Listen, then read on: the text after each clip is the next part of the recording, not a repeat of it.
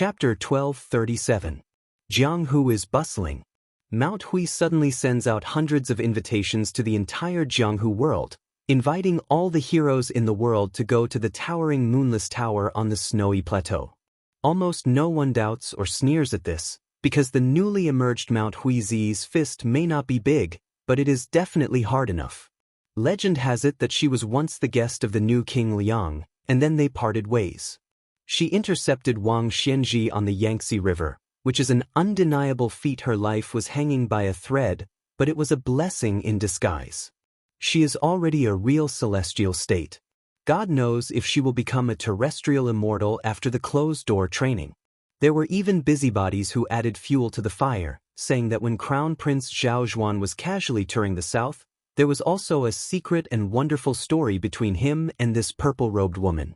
Mount Hui, which is already full of visitors, is now climbing the mountain. Some experienced Jianghu old foxes start to count which gangs and sects have arrived. For example, the little immortal Wu Shizhen of the Qingyang Palace of Mount Qingqing is staying at the Mount Hui abode. Also, the master of the Quick Snow Mountain Villa, Weiqi Liangfu, brings his beloved daughter Yuqi Nyochuan, who is entering Jianghu for the first time.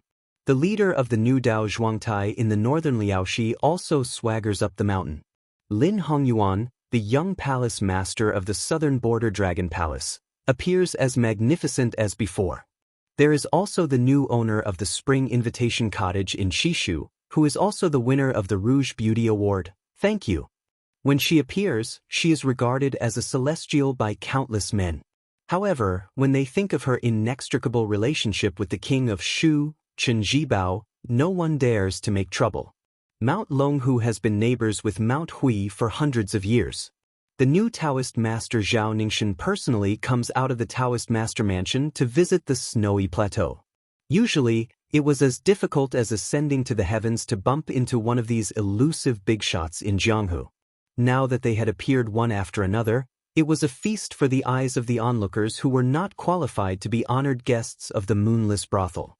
They only felt that the travel expenses they had spent on this trip to Mount Hui were not a problem. In addition to the new top 10 gangs like Mount Longhu, the Spring Invitation Cottage, and the Quick Snow Mountain Villa, there are many old Jianghu sects that can be regarded as leaders in the provinces and counties. There are also the Beggar Sect and Chao Gang, which are rich but like to pretend to be poor. After receiving the hero's invitation, they also send their most important leaders to Mount Hui. They are either leisurely climbing the mountain to enjoy the scenery or are on the way here. There are also a lot of Jianghu individual immortals, who are all proud of receiving a hero's invitation.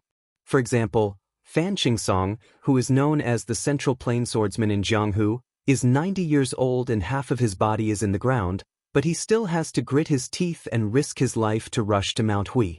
As for those who had just entered the Jianghu for a few years but had already made a name for themselves, they were even more ambitious and in high spirits. They wore the best clothes, rode the best horses, and carried the best weapons. Those who were handsome were as elegant as a jade tree in the wind. Those who were born inferior in terms of appearance were at least able to attract attention. Compared to those who had been in the Jianghu for a long time, they knew the principle of relying on clothes when going out to meet outsiders. This made some of the older seniors sigh with emotion. They were indeed worthy of being called the younger generation pushing the older generation forward. Even if the older generation did not die, they would be half dead on the beach. Interestingly, there are very few women who have received the hero's invitation this time. Those who have made a name for themselves in Jianghu can be counted with one's fingers. However, even if Mount Hui does not invite them, it does not mean that they are willing to miss this rare Jianghu event. Those who have strong connections will go hand in hand with the big sections. For the time being, those who have not made a name for themselves in front of the sect leaders and sect leaders will not lose face. In any case, they will shout at some of their admirers who are willing to pay for them. Most of these women are not ordinary, either openly or secretly competing with each other for beauty. Unknowingly, they have added countless topics of conversation in Mount Hui. It is one thing to join in the fun and visit Mount Hui to see the immortals, but finding a place to sleep is a real problem. In the surrounding counties, towns and villages, as long as there is a place for people to live, it is crowded. Not to mention the inns, Even the houses of the inns are opened with money. Nowadays, the neighbors around Mount Hui are busy arguing every day about who has more Jianghu experts. For a time, all kinds of people are mixed in here. It is not that there are no criminals or people who want to fish in troubled waters, but they are all expelled or even killed on the spot by the foreign official of Mount Hui who is in charge of patrolling outside the mountain. During this period, there are a few people who have crossed the river and disregarded the law. In the end, the great foreign official Huang Fangfo personally killed them. After that, from the county magistrate to the prefectural governor, there is no one to collect the corpse. This is the first time that Jianghu has seen the hidden power of Mount Hui.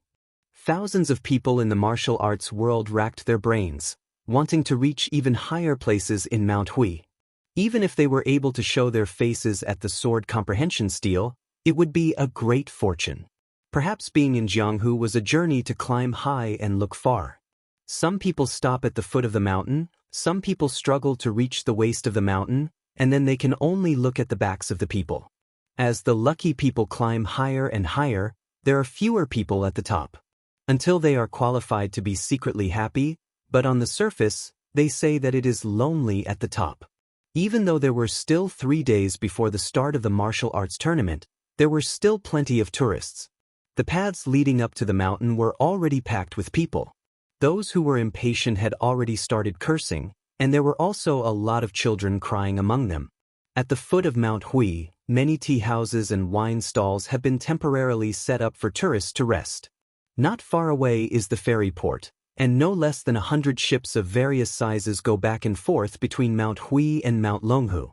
Inside the tea houses and wine stalls, there are many people talking loudly. Among them, there is a well-dressed guest who is commenting on the heroes of the world who have passed away with the river. Every time he calls out a name, he will drink a cup of wine. The people named by this person are Wudong's Wang Zhongluo and Hong Shixiang, the sword maniac Wang Xiaoping who will not back down even if he dies, the cat man Han Xiangxian who is invincible below the land immortal, the dragon tree monk of the 2 Zen temples, the Dongyue sword Pool Song Yanqing, the black-clothed sick tiger Yang Taisui, the Shishu blacksmith Jian Jiuhuang, the spring invitation cottage Xielingzhen, the pair of grandfather and grandson, Xinyuan Dandan and Xinyuan Jingqing, the pair of Taoist masters from Mount Longhu, of course, the old god of sword Li Chungang, and the most important Wang Xianji. In the end, Lu Baijie also has a lot of regrets. Sword fairy Tang Shi, who is expected to become the land immortal of sword, had to give away her sword after becoming the Minister of War. At the next table, a young child with delicate features is snuggling in the warm embrace of his graceful mother.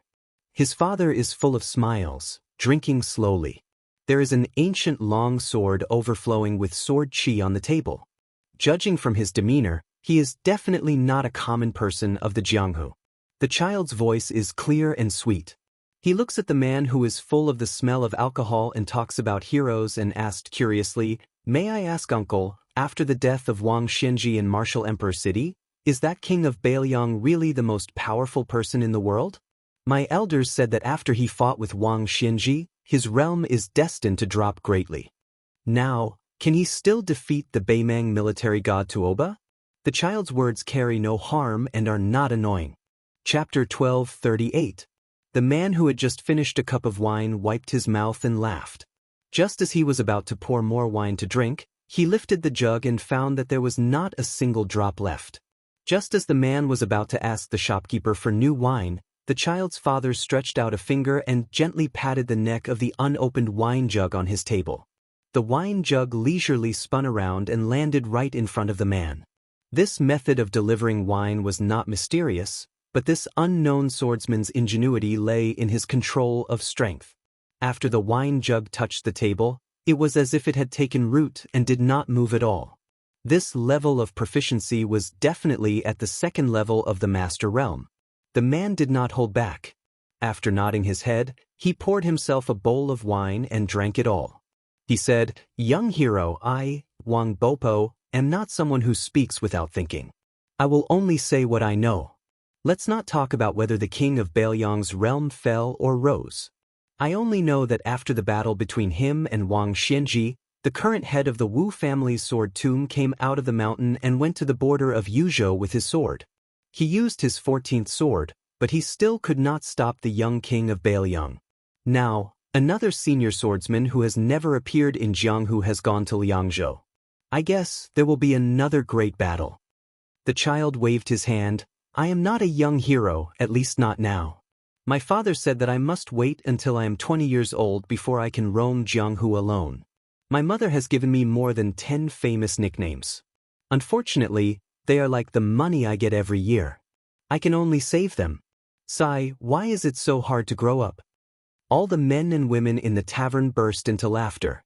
They were amused by the child's naivety. The woman knocked on her son's head. The swordsman's eyes were gentle and filled with love and pride. This was the feeling that every father would have when looking at their child. The child continued, I really admire the king of Bailiang. One day I will become his disciple and learn from him. The man couldn't help but tease, then you'll have to see if that old man will accept you as his disciple. The child was stunned for a moment. He patted his chest and said, Dad said that I have extraordinary talent. I'm a martial arts prodigy that's hard to come by in 100 years. Even if I was born 60 years earlier, I could still spar with Taoist Master Qi of Mount Longhu next door. If the king of Bailiang doesn't accept me as his disciple, then it's really. Mother, what's that phrase again? The woman said softly, casting pearls before swine. The hall was filled with laughter again. The child's father had a helpless look on his face. Inside the tavern, the man and the child were fighting and fooling around. It was a happy and harmonious atmosphere. Suddenly, there was a commotion outside the tavern. Soon, someone ran in and shouted, Little ancestor Xianxia, who left the Taoist master's residence to travel Jianghu for many years, also got off the ferry and climbed up the mountain. Not only this tavern, but most of the people from the nearby tea stalls also ran out. When the child heard the name Xianxia, he just curled his lips. He probably didn't want to move because he didn't think highly of him. He lay on the table and watched his father drink. When there was no one else in the tavern, he whispered in a tone that people from the Central Plains couldn't understand, Dad, does the king of Bailiang disdain to participate in this kind of martial arts competition? If Su Fengnian, who had gone through Beimeng, was here, he would definitely be able to tell that this was an authentic Norland dialect. The middle-aged swordsman smiled and said, He's busy dealing with our million-strong army and has no time to pay attention to this. Otherwise, I think he would come. That person, I think he's looking forward to Jianghu. The child stretched out a hand and sighed. So many top masters have left Liang, but we're much luckier. Among the 5 major sects, only the 5th raccoon of Bubang Mountain died. The big and small thoughts of Princess Tomb are still there. The chess and sword music school, Hong Jingyan, Sword Qi Jin, and the bronze men are all still there. None of them died. Speaking of this, the child smiled and said, Dad, you're different from them. You're a sect all by yourself, and you're ranked higher than the chess and sword music school. If Mom wasn't from Liang, you could challenge the king of Bailiang and lose to him. As for me, I can take this opportunity to get to know him. The man looked at his wife and said in a pure Liaodong dialect, My dear wife, look at this. Our daughter hasn't grown up yet, but she's already helping an outsider. What will happen in the future? The man's originally warm smile suddenly bloomed with a monstrous aura. The ancient sword that was originally full of sword qi suddenly restrained its sharpness. The woman laughed softly and asked, Who's here? Who's worthy of your treatment? It can't be your archenemy Tuoba or that new white-clothed devil, right? The man looked at her and his majestic aura slowly relaxed. He said with a bit of bitterness, Unfortunately, they're all here. The woman said lightly, You've said long ago that you're leaving Beimeng. We can't just tie you up and bring you back, can we? The man with an inconspicuous appearance pinched his chin and said, Back then, Her Majesty was... The woman glared and pinched him. What do you mean back then? Didn't she just want to acknowledge you as her son-in-law? What, are you regretting marrying an old hag like me who'll drag you down? Then you should go back. The man smiled but didn't say anything. At this time, anything he said would be wrong. The more he said, the more mistakes he would make. It was better to keep silent and meditate. The infatuated men in the world, regardless of their status, mostly believed that liking a woman was wrong and hoped that they would never change their mistakes. The child asked, "Dad, you're not a swordsman. Why do you always like to carry a sword? You always didn't tell me the reason before. Can you tell me? If Mom blames you, I'll teach her a lesson for you. In any case, you're the third son and I'm the eldest. There's always something to subdue someone else." The man carefully glanced at his wife. Seeing that she didn't move, he laughed softly and said, "Your mother, when she was young, she only admired that green-clothed sword-wielding knight-errant. Dad has a lot of skills, but your mother doesn't like them. Later, I can only carry a sword to pretend. Wife, how many years have I carried a sword?" The woman reached out and held her husband's big hand. She said gently, "How many years have you carried a sword depends on how old the child is." The man couldn't help but sigh. "That's right." Outside the wine shop, a short middle-aged man with long arms like an ape glanced at the wine shop. He hesitated for a moment and continued to climb the mountain. He was inconspicuous in the crowd. He, whose surname was Taoba, chose Mount Hui for the first time in his life to enter the Liang dynasty because Wang Xianji didn't wait for him and Su Fengnian was already waiting for him at the border of Liangmang. Then, the snow plateau where heroes gathered became his first choice. After this person climbed the mountain, 3 new guests came to the wine shop. One was in white, one was in red, and there was a burly man with a bag on his back. They sat across the table from the family of 3. The man who didn't practice the sword but carried a sword with an even more shocking sword aura smiled. He didn't look at the handsome man in white. Instead, he looked at the man with the bag on his back and asked, "Deng Mao, the loser of the loser. Do you want to bully me because you have helpers?" Deng Mao said with a cold face, "Don't you also have 3 people?" The man was stunned by this very cold joke. "You're as shameless as you used to be."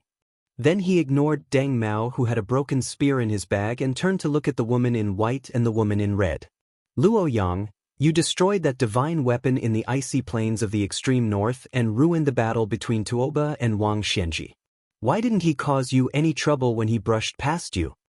The master of Zhulu Mountain in white looked indifferent. She poured herself a cup of wine and didn't say anything. The child suddenly broke the silence and said with a smile, "You're Luo Yang, right? Among the men in the world, I only admire the king of Bailiang, my future master. Among the women, I only admire you. Why aren't you 2 together? I can call you master and mistress together in the future." Luo Yang laughed and raised her head to drink the wine in the cup. Chapter 1239. Like a bolt of purple lightning, a streak of purple suddenly fell from the top of the plateau onto the ferry. Countless mountaineers were shocked. Xianyuan Qingfeng, who had come out of seclusion, stood on the ferry and looked at a yellow dragon warship under the command of the Qingzhou Navy. An armored officer stood at the bow of the towering ship. Swords and halberds were everywhere on the ship, giving off a different aura than the local Qingzhou soldiers. As the ship approached, the people of Jianghu who had better eyesight all saw a flag with an unexpected word written on it, Su.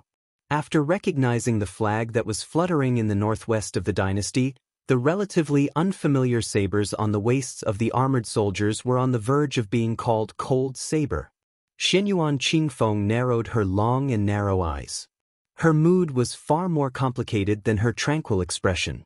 She didn't care at all about the Bailiang officer standing at the bow of the ship, Hongyu, who had once been the second guest of Mount Hui after Huang Fengfua. Although he was a martial artist of Jianghu, he was proficient in the art of war, especially cavalry warfare. Later on, he followed that person to Bailiang and didn't hesitate to bear the infamy of being a slave of 2 surnames, hoping to make a name for himself on the battlefield. However, after joining the Bailiang army, he never made a name for himself. Xianyuan Qingfeng originally thought that Hongyu would be depressed, but unexpectedly, a secret letter arrived on the plateau. The letter said that before the martial arts convention began, Yozhou's new valiant cavalry commandant Hongyu would lead 100 elites to escort over 90 large chests as a gift to Moonless Pavilion to congratulate Xianyuan Qingfeng on her glorious ascension to the position of martial arts alliance chief. The letter even used the teasing words, unifying Jianghu. Xianyuan Qingfeng sneered and muttered to herself, You're clearly about to die, but I don't see you speaking so nicely. Inside the large chests on the ship were the treasured secret manuals of Mount Qingliang's tide-listening pavilion's armory. Moreover, they were all first-rate rare books. Xianyuan Qingfeng looked at the rolling river before her. The great river flows east and never returns. Do you want to scatter your wealth and never return?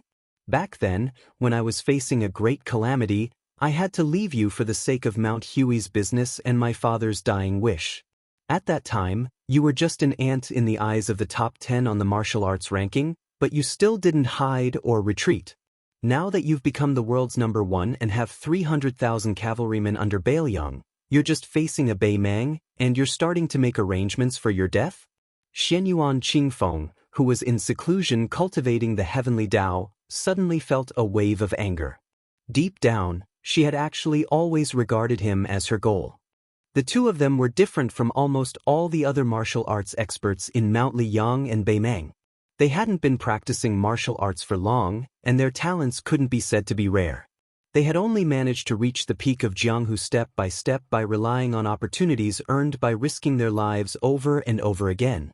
Xianyuan Qingfeng, after almost all the experts on the snow plateau died, in order to turn the tide, she abandoned herself and fell into the demonic path, almost destroying her own life. Then, she made a deal with him in Bailiang and absorbed the fate of the Imperial Jade Seal to stabilize her realm. After the battle with Wang Xinji, she used Wang Xinji's God-connecting power to sever her emotions and all the karma of the mortal world.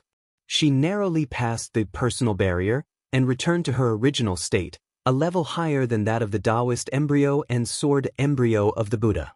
In the end, because of her out-of-body state, Zhao Huangqiao, who had a great connection with the Zhao clan of Liang, escaped from an incomplete black rainbow and fled to the snow plateau before his death. He instilled all the knowledge he had learned in his life into her, allowing her to reach a higher level. She was confident that she could fight Tuoba and Dong Tai with all her strength, although her odds of winning were slightly lower. However, she wasn't even 30 years old yet, and her realm was advancing at a tremendous pace.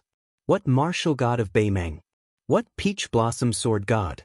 Sooner or later, she would trample them under her feet and turn them into stepping stones for the terrestrial deva, Xianyuan Qingfeng. She firmly believed that the new century of Jianghu was nothing more than a matter between her and him. In the end, he emptied his arsenal in one fell swoop and left her with only his back facing the north. I blocked the river because I wanted to be even with you. You gave me the book because you wanted to be even with me? For some reason, only on this side of Mount Hui, the heavy rain suddenly fell and the mountain was covered in mud. For some reason, Xianyuan Qingfeng didn't reveal any of her qi to resist the sudden rainstorm. However, the moment the raindrops touched her body, her figure flashed and disappeared. In the next moment, she was already walking on a mountain path, allowing the rain to splash on her body. Her purple robe was soaked and wet. The yellow dragon ship was about to dock. Hong Yu raised his head and looked at the huge rock on Bull Hill. The corners of his mouth curled up. Did this count as him returning home in glory? In the Liang dynasty, there were many surplus generals and commandants, not to mention military commandants. However, who would dare to look down on a military commandant of Bailiang, one of the 16 veteran commandants, the valiant cavalry commandant? This title had been held by the senior cavalry general Su Pu, the current cavalry commander Yuan Zhuozong, and even the king of Shu, Chen Jibao, for a period of time. Hong Yu was an honest and strong man. Just by looking at his appearance, he looked like a middle-aged villager who spent most of his time in the yellow earth and back facing the sky. In Mount Huishan, it was as if he had always been a head above Hong Yu. Moreover, he himself had never treated the Great Snow Plateau as a place to retire. Hong Yu had his eyes on one person in northern Liang, the Yuzhou general Huang Fucheng. This person came from Jianghu and relied on selling to gain his position as a border official. He had practically paved a broad path for Hong Yu to follow. In Mount Hui, other than Xianyuan Qingfeng, he did not dare to look down on Mount Hui. Huang Fengfua, a guard dog, was no longer in his eyes. It was hard for Hong Yu not to feel happy. However, even so, Hong Yu still had to carefully observe the expression of a young woman beside him. The leader of the fish dragon gang, Lu Nerong, was not worth mentioning in terms of martial arts or family background. However, Hong Yu had heard that she was inextricably linked to the king of Bailiang. To be honest, along the way, Hong Yu could not understand why the picky Su Fengnian would choose such an ordinary-looking Jianghu woman. After Chen Jibao entered Shu, he had at least supported a beauty named Xia. If he placed such a pretty girl beside him, she would at least be pleasing to the eye. Then what was the king of Bailiang after? Hong Yu was puzzled. Could it be that the Jianghu people in Bailiang were just teasing Jianghu people? As a bystander, Hong Yu did not understand. As a participant, Lu Nerong did not understand either. The status that she and the Fish Dragon gang had today was like an autumn dream, untimely and untimely. Lu Nerong raised her head and looked at Mount Hui. On the mountain peak, she could only see the eaves of the tall buildings on the mountain. The woman in purple from before was like a bolt of purple lightning descending to the world. What a grand style! Lu Nerong admired such a woman from the bottom of her heart. She felt that if Xianyuan Qingfeng, who had relied on himself to ascend the throne of the Wulin Alliance, could travel Jianghu with that person, it would be a good match. For no reason, Lu Nerong thought of the trip out of the fortress.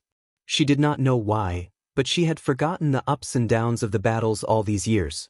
However, she clearly remembered the well water in the small fortress and the comical scene of that person squatting at the mouth of the well and haggling with the water peddler.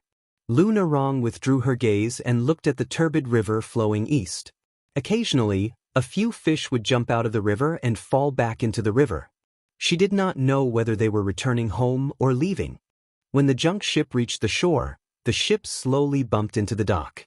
Lu Nerong, who was slightly swaying, muttered to herself, "If you left the court and did not become the king of Bailiang, how comfortable would it be to be just a Jianghu person?" Chapter 1240. That year, the smoke of war was everywhere, but it did not burn such an inconspicuous town. It was not a place that the military would fight for. Although it was Jiangnan, there was not much fertile land. According to a few businessmen who had traveled extensively, there was a disaster north of the Guangling River. But to the people of the small town who lived in a corner, it was good to be a frog at the bottom of the well. The sky was always only as big as the mouth of the well. Peace was a blessing, and contentment was happiness. Today, the small town was in a continuous autumn rain. Looking from the entrance of a restaurant, there were pedestrians with hurried footsteps holding umbrellas as they walked across the Bluestone Bridge. Business was slow, and there was no need to serve customers. The waiter of the restaurant sat idly at the entrance, waiting for the woman he admired to come closer.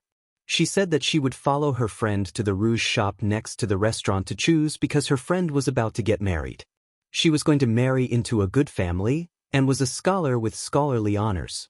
The waiter sighed, feeling a little bitter in his heart. The speaker did not mean it, but the listener meant it. She did not care about glory and wealth, or else she would not have taken a fancy to a cripple like him. But for better or for worse, he was a man who still had some sense of responsibility. He always wanted to let the woman he liked live a good life. Although she was not from a noble family in town, she was a well-known good person. Her family was well off, and she did not have to worry about food and clothing. She had a good temperament, and her needlework was 1 in 100. Everyone said that whoever married her was a blessing accumulated from several lifetimes, but she had taken a fancy to him. Because of this, her playmates who grew up with her were so angry that they almost broke off their friendship with her. While they fought for justice for her, they could not do without some strange words. For example, she had met a bad man, and was blinded by lard. These were all said directly in front of him and her. At that time, she looked at him, her slender little hands shyly twisting the corner of her clothes, her eyes full of apology. Fortunately, he was thick-skinned, and could still hold back his laughter. But how could his heart not be filled with guilt? Someone patted him on the shoulder, and he turned his head to look. The guy who could be considered familiar with him sat down beside him and asked with a silly smile, "Brother Wen, what are you thinking about?" He could be considered to be in the same boat as this kid, but this kid's situation was even worse. He had just moved to the town with his mother last year, and he couldn't even read 10 words from a book when it was spread open. Even if he fought, he wouldn't be of much use. Every day, he would be toyed with by those street ruffians who bullied strangers. It was so miserable that even after buying a new pair of boots with great difficulty, they would be stepped on until they became tattered. He couldn't be a scholar or a fighter. Fortunately, his mother still had some savings and had bought a cloth shop. His days were still bearable, and as long as he endured, he could still survive. He lived close to this guy and was probably the only local who did not add fuel to the fire.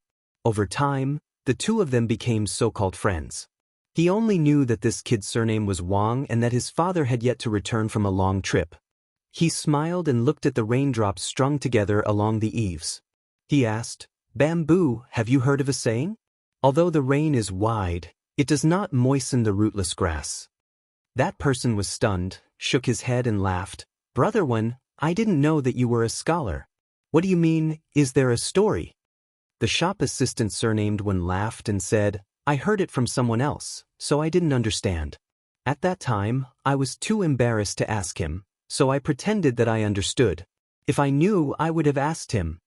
The young man nicknamed Bamboo was puzzled. "Brother Wen, you have a scholar buddy?" The shop assistant rubbed his chin and said with a smile, "He's not some bullshit scholar, he just can't beat me, so he blindly showed off these things." The young man was happy. "Then this person is really not good, he can't even beat Brother Wen, and he's not a scholar, isn't he the same as me?" The shop assistant rolled his eyes at him, but did not say anything. Bamboo was a young man who could not control his mouth. He was afraid of the people of Jianghu, afraid of the banditry and Jianghu aura of those people, but he also looked forward to Jianghu. He liked to hang out in taverns and tea houses all day long, listening to those who called themselves Jianghu people brag. Now, he was talking to the shop assistant surnamed Wen about the grand martial arts event that happened once in 100 years. He said that he just found out that there was a woman in Mount Hui who liked to wear purple clothes. Not only was she as beautiful as a fairy, but also had superb martial arts skills. Bamboo was spitting saliva everywhere. He did not notice that Brother Wen beside him was either rolling his eyes or smiling absent-mindedly. Bamboo's mouth was dry. He was not a particular person. He bent down and reached out to cup a handful of rainwater, drank a mouthful, and pretended to be heroic. "Good wine." The shop assistant smiled and joked, "You even drank the taste of Jianghu?" Bamboo turned his head and stared at the man. He asked seriously, "Brother Wen, how did you kidnap Miss Lu? Why don't you teach me so that I can find a wife later?" The shop assistant looked profound, he said, relying on appearance. Bamboo spat. Seeing that Bamboo didn't believe him, he laughed and said, "You really don't believe me. Back then, when I was wandering around with that brother of mine, we were so poor, and he relied on his face to make a living. I am better than him in everything, but this face, I lost to him. Back then, we competed for who was the big brother and who was the little brother, from age to skill. If it weren't for the fact that I lost in terms of looks, I would have been able to become the big brother." Bamboo's mouth twitched. In the end, he was kind and did not dig at Brother Wen and his brother. Then, the two of them were silent for a while. They just listened to the rainwater dripping on the stone pavement. Bamboo suddenly whispered, "Brother Wen, I want to tell you something. You can't tell anyone." The shop assistant said, "It's up to you to say it or not." Bamboo hesitated. "When I moved to town at the beginning of the year, I heard from a Jianghu master that among the masters in the world, one of them has the same name as my father." The shop assistant was amused. "Bamboo, you're good. Your father is the old monster Wang Xinji of Martial Emperor City?" Bamboo was angry. He shouted, "Nonsense, it's the 11th in the world." The shop assistant suddenly fell silent. After a long time, he said softly, "So it's Wang Mingyin." Zhuzi's expression was gloomy as she muttered to herself, "But I know that my father is actually a farmer with only a few kilograms of strength. It's not a big deal.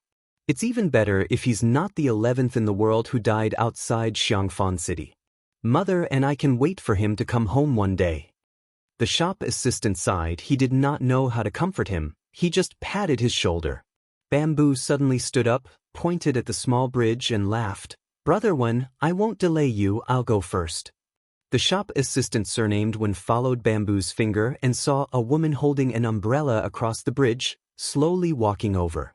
He stood up with a bright smile. The first time he saw her was when they met by chance at the town's market when he returned home. At that time, her friends laughed at him for being a cripple. They did not speak well and treated him as a lecher.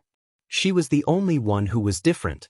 In the past, Xianxia said that he fell in love with every woman he saw and fell in love with anyone at first sight. He originally thought that when he met the woman before she returned home, she would be the last woman he fell in love with at first sight, and in fact, it was indeed so. After that, he no longer fell in love with anyone at first sight, but after meeting her in the small town, he felt that if he could spend the rest of his life with her, it would be better than anything else. He jogged out. She had just walked off the bridge. There were advantages of being small in the small town. There was no rigid etiquette of men and women touching each other, and she was not afraid of this.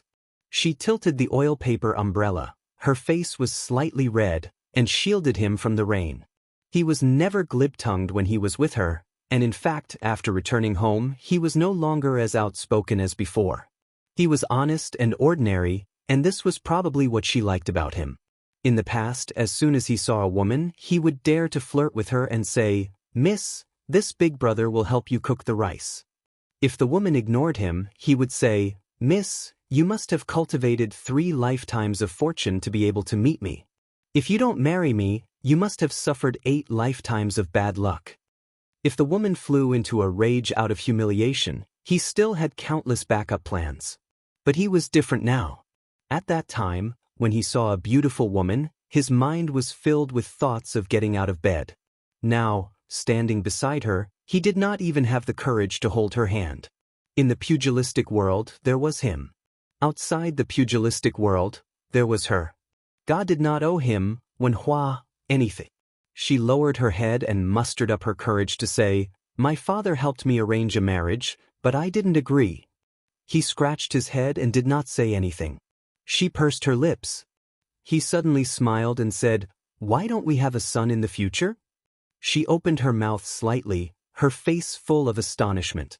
He let out a long breath. It did not seem like he was joking, and said, "Back then I was engaged to a child. Whoever had a daughter would be at a disadvantage. Of course, if we had a daughter, that would also be very good." She turned her head, her face red, but seemed to nod.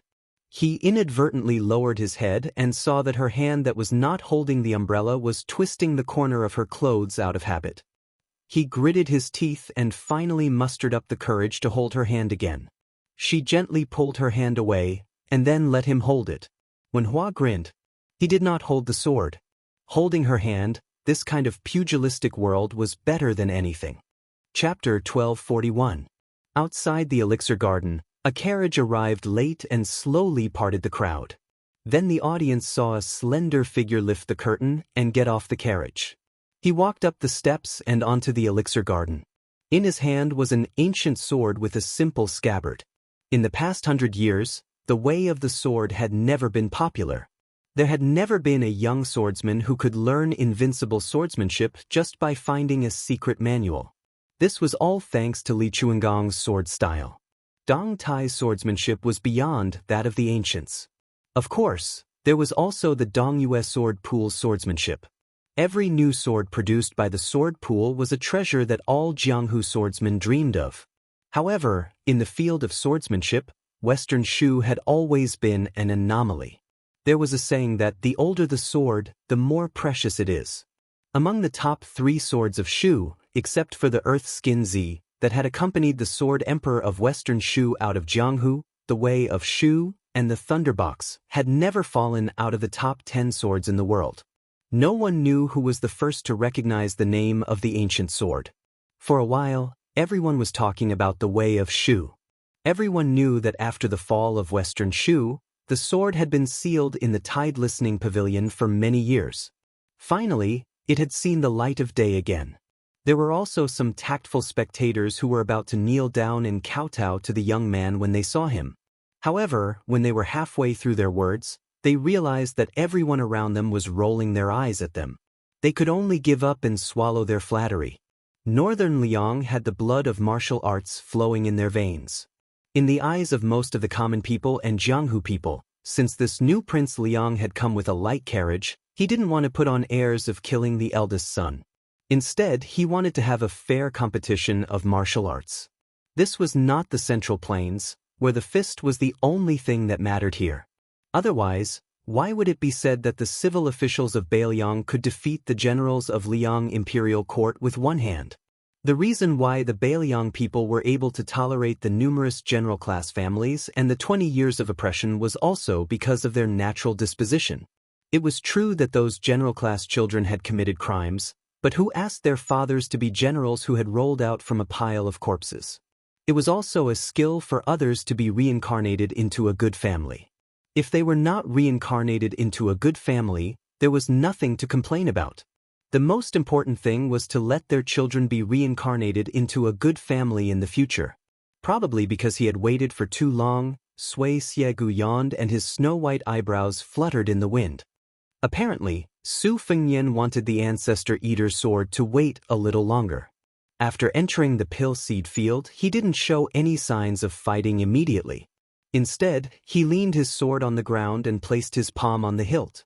This kind of appearance, in the eyes of the spectators outside the field, could really be counted as the so-called Yuji Yuanqi expert's demeanor. The Bailiang people's internal strife was fierce, but their degree of xenophobia was no less inferior. Compared to the unfamiliar old man who didn't carry any weapons, they naturally felt closer to this prodigal who had turned over a new leaf and was once known as His Royal Highness. Therefore, when Su Fengnian appeared on the stage, there was a burst of cheers and applause. Sui Xiegu, whose chi flowed like a magnificent waterfall, looked around and finally stared at Su Fengnian. A battle between experts was a battle of strength, battle of chi, battle of wits and battle of courage. Ultimately, it was still a battle of the heart. Sui Xiegu wanted to ask this young number one person in the world who was the strongest. Naturally, he wanted to fight to his heart's content. This was also what the old man was puzzled about. If the Tide Listening Pavilion restricted the movements of both parties, wouldn't the pill seed field be even more restricted? However, since the kid had called for a battle here, Sui Xiegu couldn't be bothered to reject. After all, if the innocent were to be implicated, it would be the people under this guy's rule. Sui Xiegu had been in the Jianghu for almost 100 years and had always been alone. There was nothing to be concerned about. Sui Xiegu was not a magnanimous person. If he made it clear that Su Fengnian didn't know the severity of the situation and insisted on putting on a show, Sui Xiegu would definitely kill him. As for whether the enigmatic Su Yanbing would chase after him for thousands of miles, or whether the Bailiang's 300,000-strong cavalry would chase after him, why would Sui Xiegu care? If he really wanted to argue, the sword-eating elder was more worried that the old lady from the Guanyin sect would hold a grudge against him. However, that was all. Su Fengnian looked at Sui Xiegu in a daze. Thinking back to the time when he was following the old man in the sheepskin fur coat, when he first heard that an expert could travel hundreds of miles in an instant, it was like hearing a heavenly book. When he reached the top step by step, especially when he was a celestial being, he was able to look down on the mysterious celestial phenomenon of the first grade level 4. He also had a unique understanding of the mysteries of martial arts. The sword-eating elder in front of him was not the same as the average martial artist. He was a little similar to the young martial granduncle who rode the bull. He walked the path of the heavenly way and his route was the creation of all living things. Although the path was the same, there was a difference in the width of the path. Hong Shixiang's path was obviously wider. However, Sui Xiegu used the sword to seek the Tao. Ever since Sui Xiegu picked up the sword, he had spent a total of 80 years cultivating it meticulously. Whether it was the flow of blood and qi, the circulation of qi in the organs and lungs, or the opening and closing of the cardinal acupuncture points, all of them were at the peak of perfection. Rather than saying that the old man used the sword to seek the Tao, it was more accurate to say that Sui Xiegu had already used the Tao to develop the sword. This was probably the reason why Sui Xiegu dared to challenge Wang Xinji. The old man's physique and martial arts were not as high as Wang Xinji's. However, as long as Wang Xinji did not dare to claim that he was superior to the heavenly way, then both of them would have a chance. At this moment, there was a white rainbow that came from tens of thousands of miles away and crashed into the pill garden. Everyone subconsciously closed their eyes to avoid the dazzling light. When they slowly opened their eyes, they did not know why there was still nothing strange in the pill garden. The old man with snow-white eyebrows was still there, and the new Prince Liang, Su Fengyan, was also calm. Other than that, there was nothing else on the pill garden. However, Sui Xiegu seemed to be angry and grunted. Su Fengyan, whose palm was placed horizontally on the sword hilt, suddenly smiled, as if a knot in his heart had been untied. Chapter 1242. Back then he had once met the grand tutor of Beimeng, Li Qingshan, for the second time on the muddy road. He did not know whether it was before or after, but it was also good karma. The Qilin Taoist had said he was about to ascend, and he had indeed ascended. However, before Li Qingshan ascended, he had visited Bailiang as a streak of light and personally brought a message to Su Fengyan. It was a pity that apart from Sui Xiegu, who possessed a profound cultivation, no one else could appreciate such a shocking scene. The several thousand people outside the pill garden fields only took a blink of an eye, but to Su Fengyan and Li Qingshan, it felt like the time it took for a stick of incense to burn. After Li Qingshan ran into the pill garden fields, he staggered, almost colliding with Su Fengyan. After being supported by Su Fengyan with a smile, the old Taoist smiled brightly, but there was a hint of self-mockery in his voice. Since it's my first time ascending, and I've ascended to the high grade of the 18th grade, I thought I'd only ascend to the mid-grade at most. Even I found it rather difficult to control myself. It's mostly because of you. If I hadn't come, I wouldn't have been able to justify it. Su Fengyan bowed slightly. Congratulations on forging an immortal Taoist. Li Qingshan extended a finger and pointed at the top of his head. Let's cut to the chase. My superiors are watching. I'm treated as a living immortal in the human world, but I'm just a rash newcomer there. I'll have to act according to their mood. I've taken the liberty of coming here this time to say some last words to you. You can treat them as the last words of an immortal.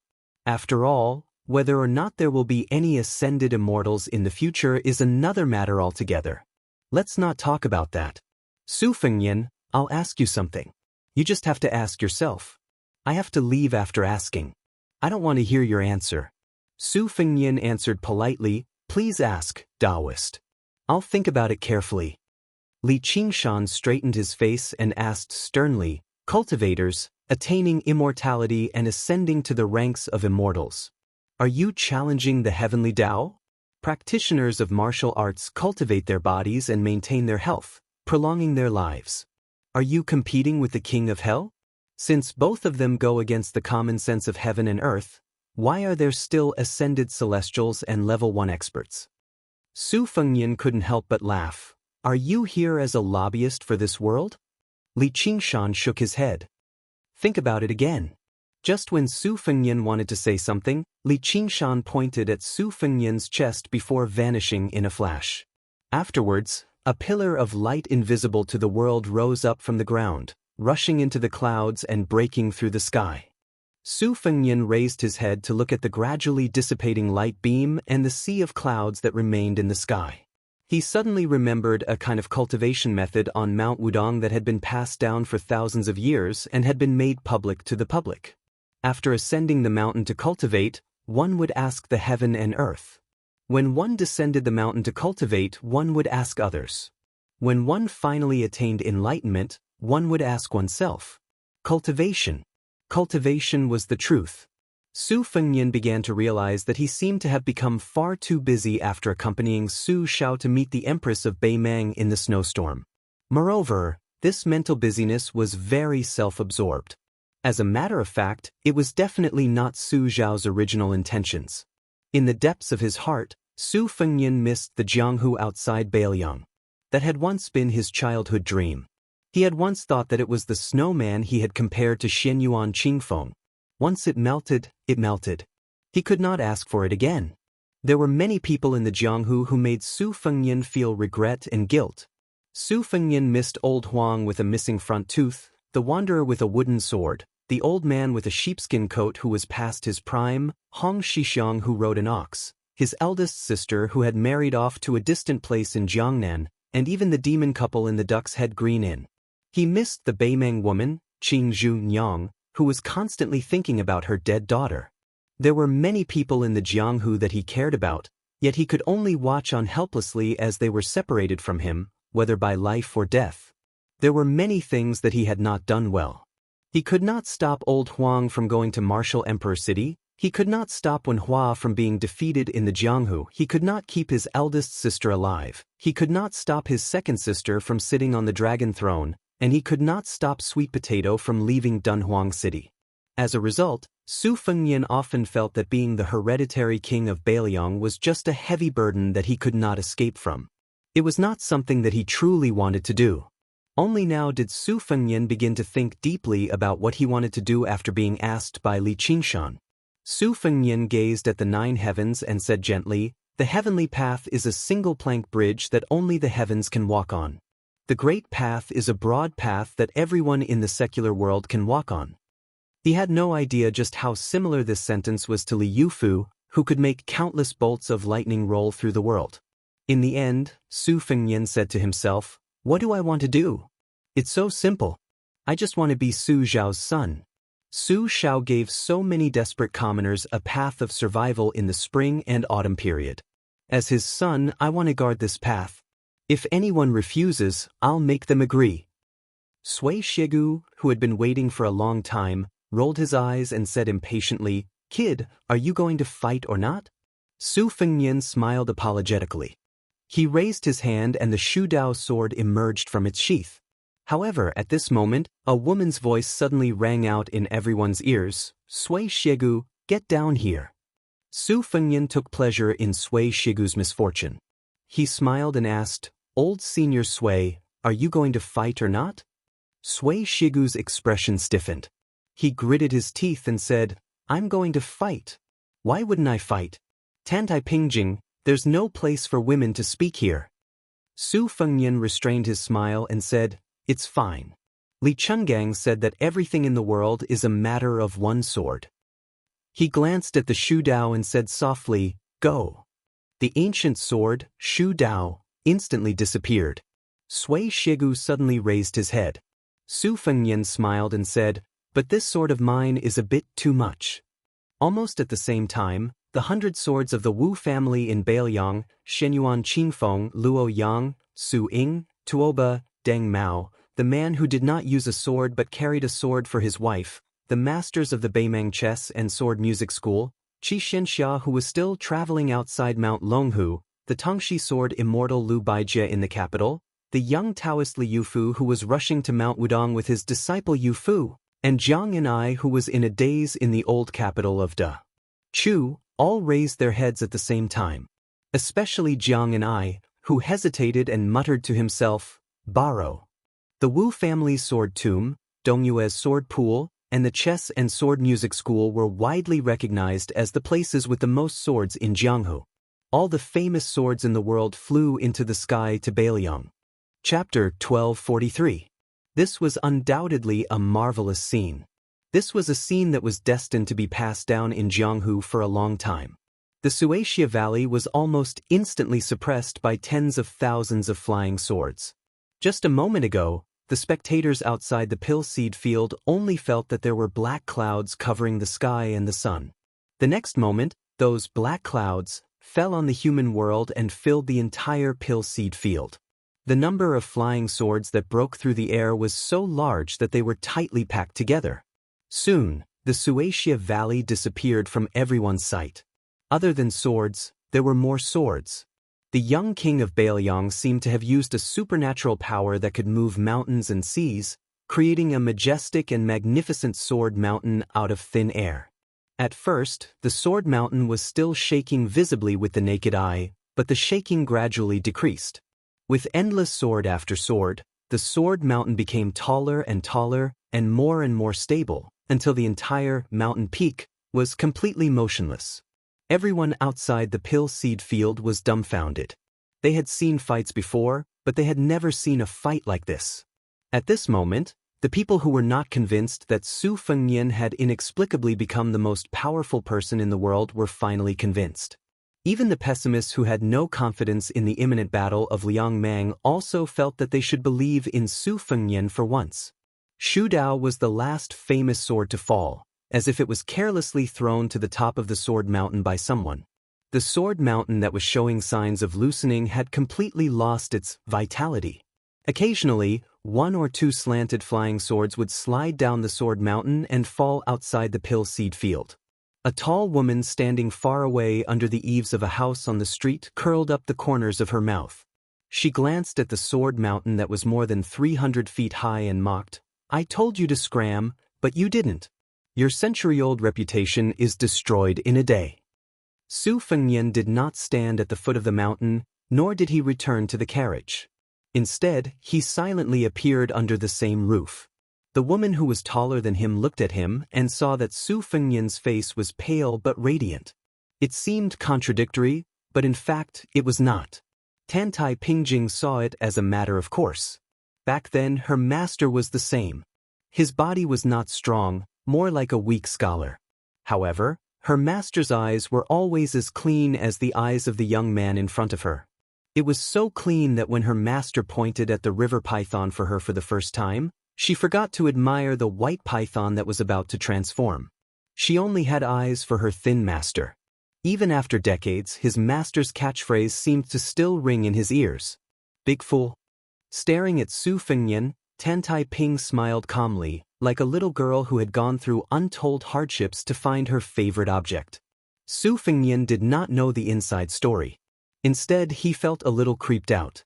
She was old, let alone a woman who was 100 years old. She suddenly showed such childish behavior. Even with Su Fengnian's thick skin and wisdom, he could not bear it. Su Fengnian, who wanted to chat, quickly swallowed back the words that were at the tip of his tongue. Tantai Pingjing's loss of composure quickly disappeared. She recovered the indifferent expression of the chief great-grandmaster of the Qi cultivators in the south. She shifted her gaze and said calmly, "What is the name of this sword move? Does it have a name?" Su Fengnian smiled and said, "Isn't giving a famous name to a move something that only the common people would do? Senior Tantai, do you also have such a tacky habit?" She said, "I also need to eat, drink, defecate, and sleep. I also know how to burp and fart. Why is it not tacky?" Back then, Su Fengnian advised Wen Huan not to be too infatuated with those unattainable heroines and fairies in the pugilistic world. This was because they also needed to defecate. Could it be that they could produce a flower by defecating? It was similar to Tantai Pingjing's self-mockery. But after all, this was the resentful words of beggar Su when he was in trouble. Now, it was difficult to find joy in the midst of bitterness. Su Fengnian's mouth twitched. He smiled embarrassedly and said, "It's different. This is tacky and unbearable when others say it. But when it comes from Senior Tantai, it still sounds like a fairy." Tantai Pingjing looked past the crowd that still refused to disperse. She looked at the tens of thousands of swords piled up like a mountain and sighed, "Congratulations to the king of Bailiang for returning to the celestial being realm." Su Fengnian lowered his voice and said, "If one day," she interrupted Su Fengnian and gave a straightforward answer, "I can lend it to you." Su Fengnian curled his lips. It was easy to talk to a smart person, but it was really boring. He rolled up his sleeves and looked at the magnificent sword mountain with Tantai Pingjing. It was supposed that only the master of all the swords in the world could move here. He thought of some past events. A long, long time ago, he liked to carry swords and sabers, but they were just embroidered pillows. She had a divine talisman, but it was not much better. Su Fengnian couldn't help but sigh. Tantai Pingjing asked, "When will we go to the border of Liangzhou to supervise the war?" Su Fengnian said slowly, "In a few days. Let's wait for the Golden Thread Weaving Bureau to send the new king's robe here first."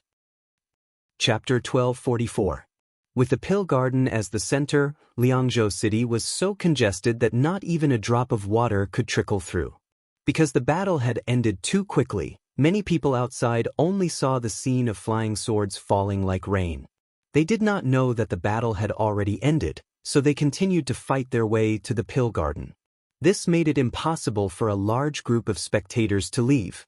It could be said that most of the residents of Liangzhou City had either arrived or were on their way to watch the battle. It was more lively than the New Year. Bailiang was not like Great Peace City, where people would turn out every few days. However, this was a rare occasion. The martial artists of Bailiang had been suppressed by the army. It was not easy for the king of Bailiang to personally come out and compete with someone. Plus, he was the #1 in the world. Even the calmest people of Liangzhou could not help but be moved. In the vast sea of people, about half a mile away from the pill garden, there was a pair of women who had completely opposite personalities but had extraordinary statuses. The two of them looked at each other. They were Song Huangmei, the only daughter of Song Yan of Lingzhou, and Li Fuzhen, the daughter of the administrator, Li Gongda. Li Fuzhen did not want to join in the fun at first. However, she could not endure the pestering of Song Huangmei, who liked to play with swords and sabers, so she reluctantly came. As a result, the carriage was blocked halfway. With Song Huangmei's liveliness, she jumped onto the roof of the carriage without saying anything. Li Fuzhen stood behind the coachman and did not miss the scene of the flying swords falling down. Song Huangmei, who stood on the roof of the carriage, waited for a long time. She did not see the result of the flying swords on the sword mountain flying away. She was both shocked and disappointed. She jumped to Li Fuzhen's side, her face full of desire. She clicked her tongue and said, "How was it? We didn't come in vain, right? How soul-stirring. If you didn't come, you would regret it to death." Li Fuzhen's expression was indifferent. Song Huangmei was not surprised. She clenched her fist and slammed it into the palm of her other hand. She said to herself, "No, I have to be that guy's disciple and learn martial arts. Even if I have to serve him tea and water every day, it's not a big deal. If I don't take such a top-notch expert as my master, isn't it a waste of God's gift?" Li Fuzhen wanted to say something but stopped. Song Huangmei looked at her with a pitiful face and begged, "Sister Fuzhen, my good sister, I know that you and that guy are childhood sweethearts. Your words are more useful than mine. Why don't you help me?" Li Fuzhen glared at him and said, "I advise you to give up." Li Fuzhen turned her head slightly and said coldly, "He and I have never seen eye to eye." Song Huangmei said with a mischievous smile, "It's better to squash enmity than to keep it alive. Moreover, it's fate for men and women to become enemies." Li Fuzhen snorted coldly. "That's also an ill-fated relationship." Song Huangmei rolled his eyes. Seeing that this path was not going to work, he just wanted to earn his own living. He racked his brains to think of a way to sneak into the prince's mansion on Mount Qingliang. In order to practice swordsmanship with him, he would just let the image of a lady from a respectable family go with the wind.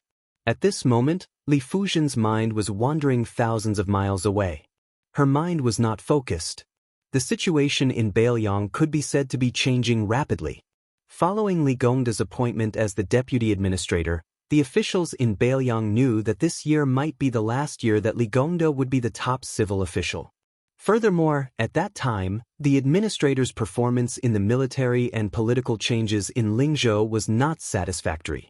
Although he gave birth to a good son and was still closely related to the Su family, it was a rule since ancient times that a new emperor would bring in new officials.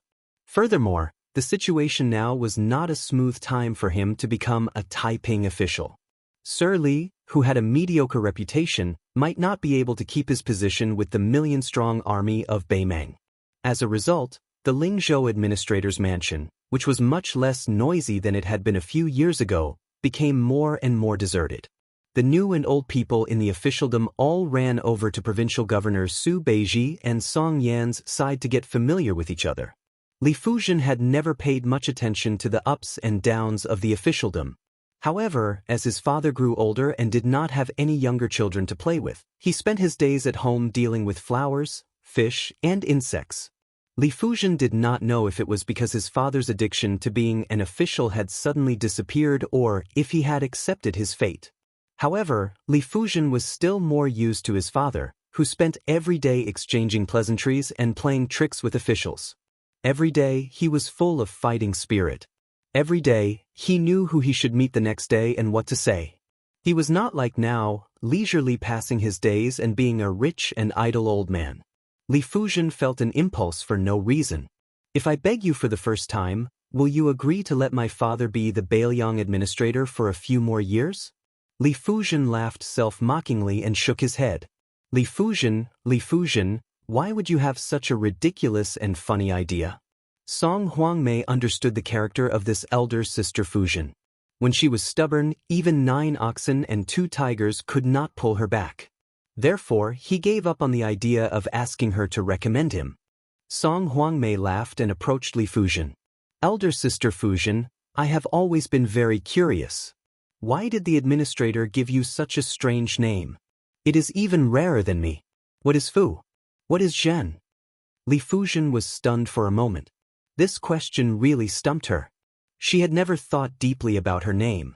She had always thought that perhaps it was the famous Fu and the innocent Zhen. Perhaps her father wanted her to be carefree for the rest of her life. Song Huangmei saw that she was silent and did not bother to get to the bottom of it. He said to himself, I have always heard that the guy once invited Jinwu Great Emperor to come to the Spring God Lake. With one punch, he destroyed the first Grandmaster of Mount Longhu invited by the little celestial master Xianxia. In the past, I thought that there were no immortals in the world. Now, I feel that it is really hard to say. Speaking of this, Song Huangmei laughed and said, Elder sister Fujian, there is also the word Jin in Jinwu Great Emperor. Jinwu? Li Fujian laughed. Then, suddenly she could not laugh anymore. There was a word called lianing. Chapter 1245. Hundreds of elite cavalry from Lingzhou escorted the 3 carriages into Liangzhou city. The person at the front was Lingzhou Deputy General Han Laozhan. Looking at his armor, he was also one of the most powerful officers in Beiliang. This made the commoners who saw this scene click their tongues in wonder. They did not know who or what it was that made the Lingzhou military mobilize so many people, emptying half of the military officers in Lingzhou in an instant. Among the group of horses, there was one person who stood out. More accurately, he was like a chicken standing out from a flock of cranes. Among the large group of horses, cold swords, armor, and sharp spears, only this person was wearing the uniform of a civil official. He was escorting the carriage at the front. From time to time, he would glance at the window. His eyes were filled with pride, which was exactly what Su Weisheng had said when he was young. He was the head of the Golden Weaving Bureau, Wang Lufting. This time, he rushed to Beiliang Palace not because of the Weaving Bureau, but because this young family head of the Purple Gold Wang family had done a beautiful job. He was worthy of Lingzhou Deputy General Han Laozhan being at his beck and call. Inside the 3 carriages, there was no gold or silver, nor was there any auspicious sign to pay tribute to Qingliang Mountain. There were only 3 pieces of clothing. After the Golden Weaving Bureau changed owners, Wang Lufting focused on this matter. In the other territories of the Liang dynasty, the position of weaving officer was just a secret agent with a rank. They were the eyes and ears of the emperor. They had the privilege of sending a secret letter to the imperial study. Wang Lufting was a weaving official who was promoted by Northern Liang after Li Shifeng retired and returned to his hometown. She had nothing to do with the talented and resourceful son of the Zhao family. Wang Lufting, other than closely monitoring the Jianghu factions in Lingzhou, especially the rise of the Fish Dragon Gang, he was more of a weaving officer, doing the work of mending clothes. In the front carriage, there were 3 women. The oldest woman was not more than 30 years old. There was a small purple sandalwood box in the carriage. The youngest woman had a graceful figure and an outstanding appearance. Although she was wearing a woman's uniform made of ice, the details showed her thoughts. Her face was painted with a suitable shade of yume, and the stone used to draw her eyebrows was purchased from Xianxia, which was known as Lingzhou's women's money-squandering brothel. On her wrist was a disc-shaped carved fish jade pendant that symbolized good luck. At first glance, this woman could tell that she came from a wealthy family. Compared to the other 2 women with few accessories, she was worlds apart. However, this rich woman always talked and laughed with the older woman, but she made things difficult for the woman with the surname Su. Of course, these tricks were all under the table and would not be disliked by others. The young woman did not know why she was so hostile towards the poor widow. No matter how she looked at her, she did not feel comfortable. Perhaps it was because the Su family's woman's chest was even more bumpy than hers. Or perhaps it was because she was clearly a country bumpkin with a son, but she was more popular with men than she was in the Golden Weaving Bureau. It was just like one of the weaving officer's confidants who was blind and fell in love with this woman at first sight. It was as if he had been bewitched. He even rejected the marriage that his family had agreed on, saying that he would not marry anyone other than the Su family's woman. He even said that as long as the woman nodded, he was willing to marry her officially. He did not mind her past and would even treat her son as his own. It was not just this scholar who had wasted 20 years of studying. There was also a general in Lingzhou who was about to become a military officer in his early 30s. His future was bright, and his guests were either county governors or generals. What kind of good match could he not find? He was also shocked. This made the young woman in the carriage angry at the injustice of the world. The vixen with the surname Su had a rustic aura. Although her appearance was outstanding, it was not all that stunning. Could it be that she was a spirit that had walked out of the deep mountains and forests? Otherwise, why would all those men go crazy for her? She glanced at the woman who was silently criticizing the vixen Su. Then she smiled at the older woman and said, "Sister Song, when I was young, I heard my father say that he had once gone to Mount Qingliang. At that time, he was going hand in hand with County Governor Lu to participate in our little prince's birthday celebration. My father also said that the general had personally come down from his seat and drank a cup of green ant wine with them." The older woman smiled and agreed, "Zhao, who doesn't know that your father is the god of wealth in Lingzhou? It is a good thing for him to go to the prince's estate. Zhao, your literary talent is good. This time, if you go to Mount Qingliang with official Wang, you might catch the prince's eye and accidentally become one of the popular female scholars in Wutongan. When that time comes, don't forget about Sister Song." The young woman who was nicknamed Zhao covered her mouth and smiled. Borrowing Sister's auspicious words, the female scholar really does not dare to have extravagant hopes. It would be a great fortune for Zhao to be that prince's maidservant. The young woman who had left her home to join the weaving bureau, Su Qing, had a faint expression. She did not want to participate in the conversation between the two women beside her. In reality, she still did not know how she had been chosen by the Yuzhou government as a female embroiderer. She had been chosen along with a dozen other women who were clever and skilled in their hands. She had then gone to the rich and fertile Lingzhou, which had the reputation of being a little Jiangnan. She could only explain that she had been in her hometown at Tumbling Horse Pass when she had the time to sew some personal items for the women of the Yuzhou government officials. That was how she had this inexplicable opportunity. In reality, she was not very willing to go to the distant Lingzhou at first. Her son Yusong was still young. Although their family did not have much farmland, it could not be delayed. The countryside had always been like this. If there was less sweat, there would be less harvest. God's eyes were very sharp. However, the village's village chief said that this was a great honor for Zhao village. As long as she went to the Lingzhou Weaving Bureau, not only would the village exempt Yusong's tuition fees from the private school, they would also ask the neighbors to help take care of her family's crops. Yusong could even stay with the teacher. This was a great thing. Even so, without any worries, Su Qing still asked Yusong. The child was sensible. Although he loved his mother, he patted his chest and said it was fine. His mother could go to Lingzhou and he could take care of himself. He also promised that when his mother came back, he would be able to recite the 300,000 by heart. Thinking of her sensible child, Su Qing's heart warmed and the corners of her mouth curled up. Zhao glanced at the woman's smile from the corner of her eyes and felt hatred in her heart. This Su Qing's appearance was just like that, but it was this kind of silent charm that could seduce men. It was not that she did not want to learn, but she could not learn.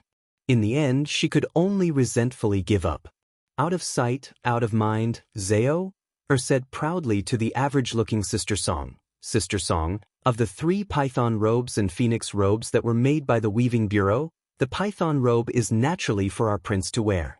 The other 2 should be for the 2 Wangfei. My father once drank and chatted merrily with a head steward of the Lu family. At the beginning of the year, that steward privately said that the young miss of their family might not be able to become the main wife.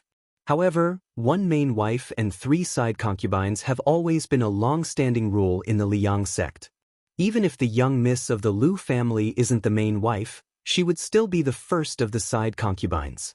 The young miss of the spring god Lake Wang family is ranked behind her. Sister song, it's fine if you've heard this before, but you can't tell anyone else. There will be big trouble. The older woman knew that no matter how small the matters of the imperial family were, they were still more important than the monstrous matters of the common people. How could she dare to carelessly gossip about such a secret? Hearing this, she was startled and became even more respectful towards Zhao, who was technically her subordinate. She thought to herself that in the past, she would occasionally put on airs in front of Zhao. On this trip to the prince's estate, shouldn't she be a little more careful to mend the pen after the sheep were lost? The specifications of the Golden Silk Weaving Bureau were roughly the same as the other major weaving bureaus of the Liang dynasty. Among the 3 major workshops, other than the silk machine room, the other 2 workshops were exactly the same. There were more than 600 people in total, and more than 400 looms, such as her, who were registered in the Weaving Bureau, and temporary residents like Su Qing, who were recruited temporarily. The chief weaving official, Wang Lifting, was said to be the new Prince Liang's favorite. She didn't know whether this was true or not, but the local yamen of Lingzhou and the Fish Dragon Gang didn't dare to not give Lord Wang some face. As a result, the Weaving Bureau was able to obtain benefits from both sides. This made her, a small official in the silk workshop, feel honored.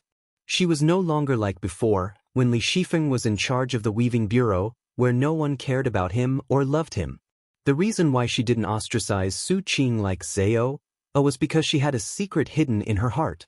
She had once seen Lord Wang reprimanding someone in a secluded place from afar. It had to be known that the person being reprimanded was a military officer who held half of the county's military power. The military officer's son, who had an excellent reputation, was slightly older than Lord Wang. At first, he wanted to retort, but after Lord Wang said something, she saw the military officer's expression change drastically. When the military officer, who usually walked with a swagger, left, she looked like a frosted eggplant. She felt like she had lost her soul. From then on, the military officer never came to the Golden Silk Weaving Bureau to pester the young widow, Su Qing. She secretly guessed that the young woman, Su Qing, was either a lucky woman who Wang Lifting himself kept as a mistress in a golden house, or she was the exclusive property of some great figure behind the scenes in Lingzhou. Otherwise, she really couldn't understand who had the ability to send a rural woman from the border of Yuzhou to the popular Lingzhou Weaving Bureau and receive a unique double salary. The key was that Su Qing still didn't know the truth. She always thought that she was treated the same as other female craftsmen. Chapter 1246. Su Qing, who was sitting upright and still, took advantage of the time when the 2 women were chatting to sneakily stretch out a finger. Her fingertip lightly brushed across the sandalwood box. It was only after she entered the Weaving Bureau that she learned that there were some pieces of wood in the world that were more valuable than human lives. She had never understood the ways of the world. She thought that after completing this task, she would muster up the courage to speak to the master swordsman in her silk workshop, and ask if she could take a leave of absence to go home and see her children, and check on the harvest in the fields. For some reason, Su Qing thought of the clothes in the 3 boxes. It was really shocking.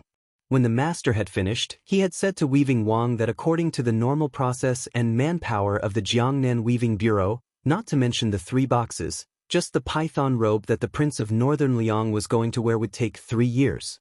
Moreover, they might not be able to do it better than the Golden Weaving Bureau. Su Qing had no doubts about this. She had personally participated in the process and knew better than anyone else how difficult it was. There were dozens of people involved in each process, from the master to the lowest craftsman. Almost everyone had to work for more than 16 hours a day. Therefore, the Weaving Bureau was brightly lit every night. Her hand had been pricked hundreds of times before she lost count of the number of times. That python robe, which came from the dragon painting master, had 9 sketches. Each one was lifelike and intimidating. She had only seen the one that had been selected. She didn't even dare to look at the python dragon in the painting. She only felt that it was on the verge of spitting out clouds and smoke from the sketches. Su Qing was one of the many gardeners. This python robe was the most precious makeup flower in the Yunjin brocade.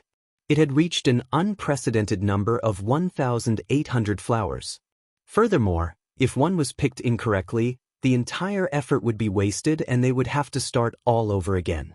Previously, there was a female craftsman who had a good relationship with Su Qing. Because she picked incorrectly, Weaving Wang, who had rushed over after hearing the news, had ordered people to beat her to death. At the time, Su Qing did not care and pleaded for mercy for her. She only did what she could and left the rest to fate.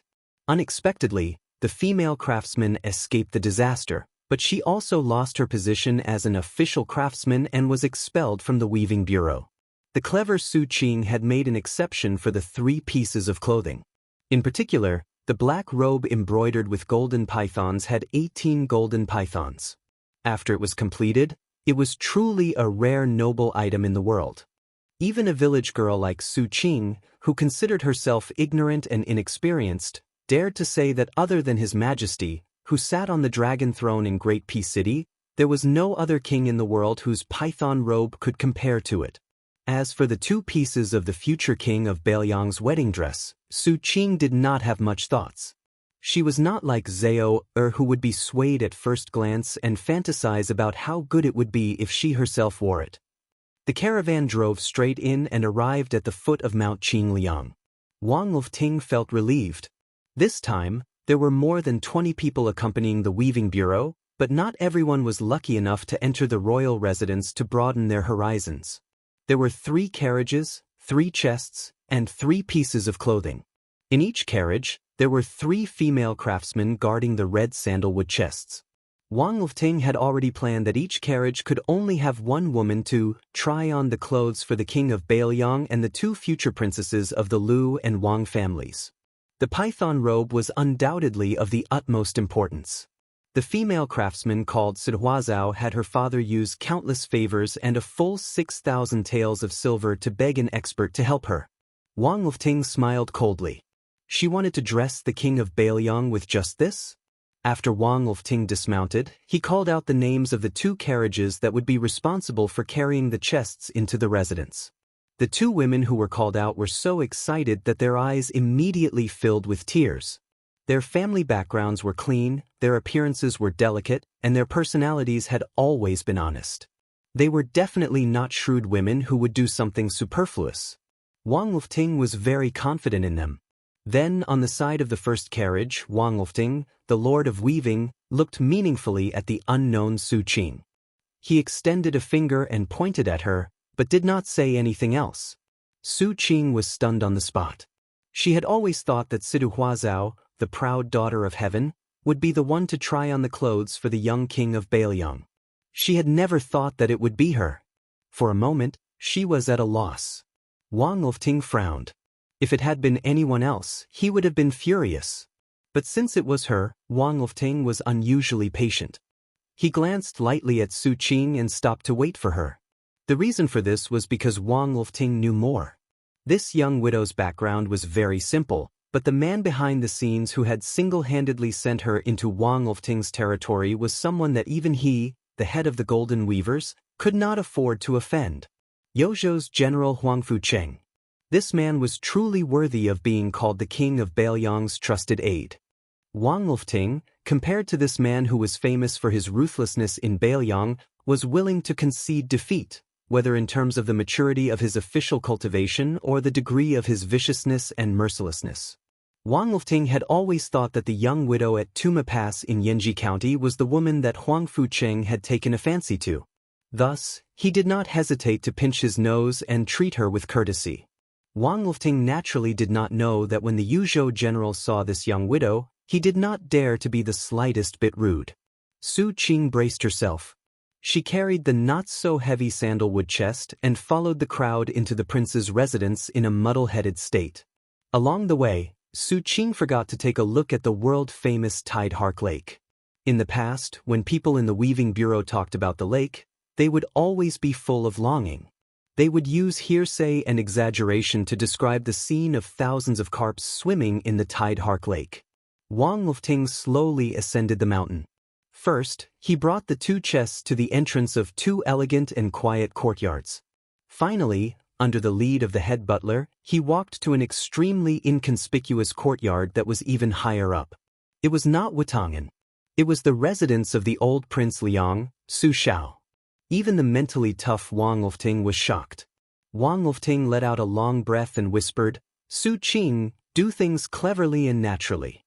If you are really nervous, I can let you stay outside the courtyard for a while. You can go in when your limbs are not stiff." Su Qing's face was pale. She hugged the chest. After hearing the weaving bureau's words, she became even more nervous and showed signs of tears. The person inside was the king of Bailiang. She had never even seen a high-ranking official like the county magistrate in her life. How could she not be nervous? Wang Lufting looked at her uneasiness and felt a little vexed. If she had known earlier, she would have let Sidu Huazhao carry the box. In any case, that woman's ambition was not small and her courage was not small. She would not be so timid. As for her uneasiness, it was nothing in this mansion where the father and son of the Liang dynasty had different surnames. The head butler leading the way was still smiling. He did not even have the slightest intention of urging them.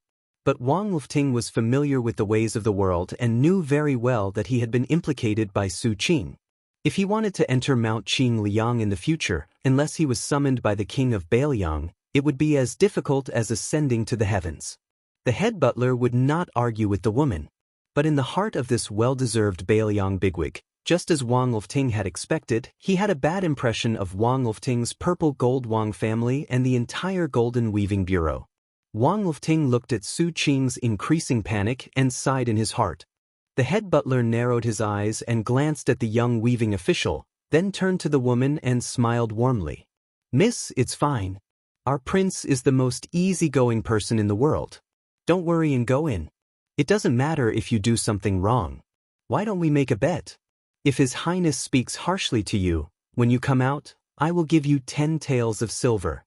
If His Highness is really, as I said, very easy to talk to, miss, you will have to give me 10 taels of silver. How about it?" Su Qing finally relaxed. She bit her lip and nodded. She was no longer at a loss as to where to put her hands and feet. The head butler smiled and helped push open the courtyard door. He waited for her to step over the threshold before gently closing the door. Then, Su Qing saw the back of a young man standing alone under a loquat tree that was still green in autumn. The loquat tree was lonely. He was also lonely. Su Qing was stunned. She blinked, thinking that her eyes were playing tricks on her. After blinking hard, she still felt that it was inconceivable. Why was his figure so similar to the young master who had passed through Tumbling Horse Pass twice? That person turned around. Su Qing immediately felt relieved. But when she saw his eyes, she was on tenterhooks. Their appearances were not the same person, but their eyes were too similar. Su Qing was completely stunned. She knew that the young vassal king in front of her was destined not to be that person, but at this moment, she thought of that person at an inappropriate time. She really missed him. Little Miss Su Qing knew that she should not be like this, but she was like this.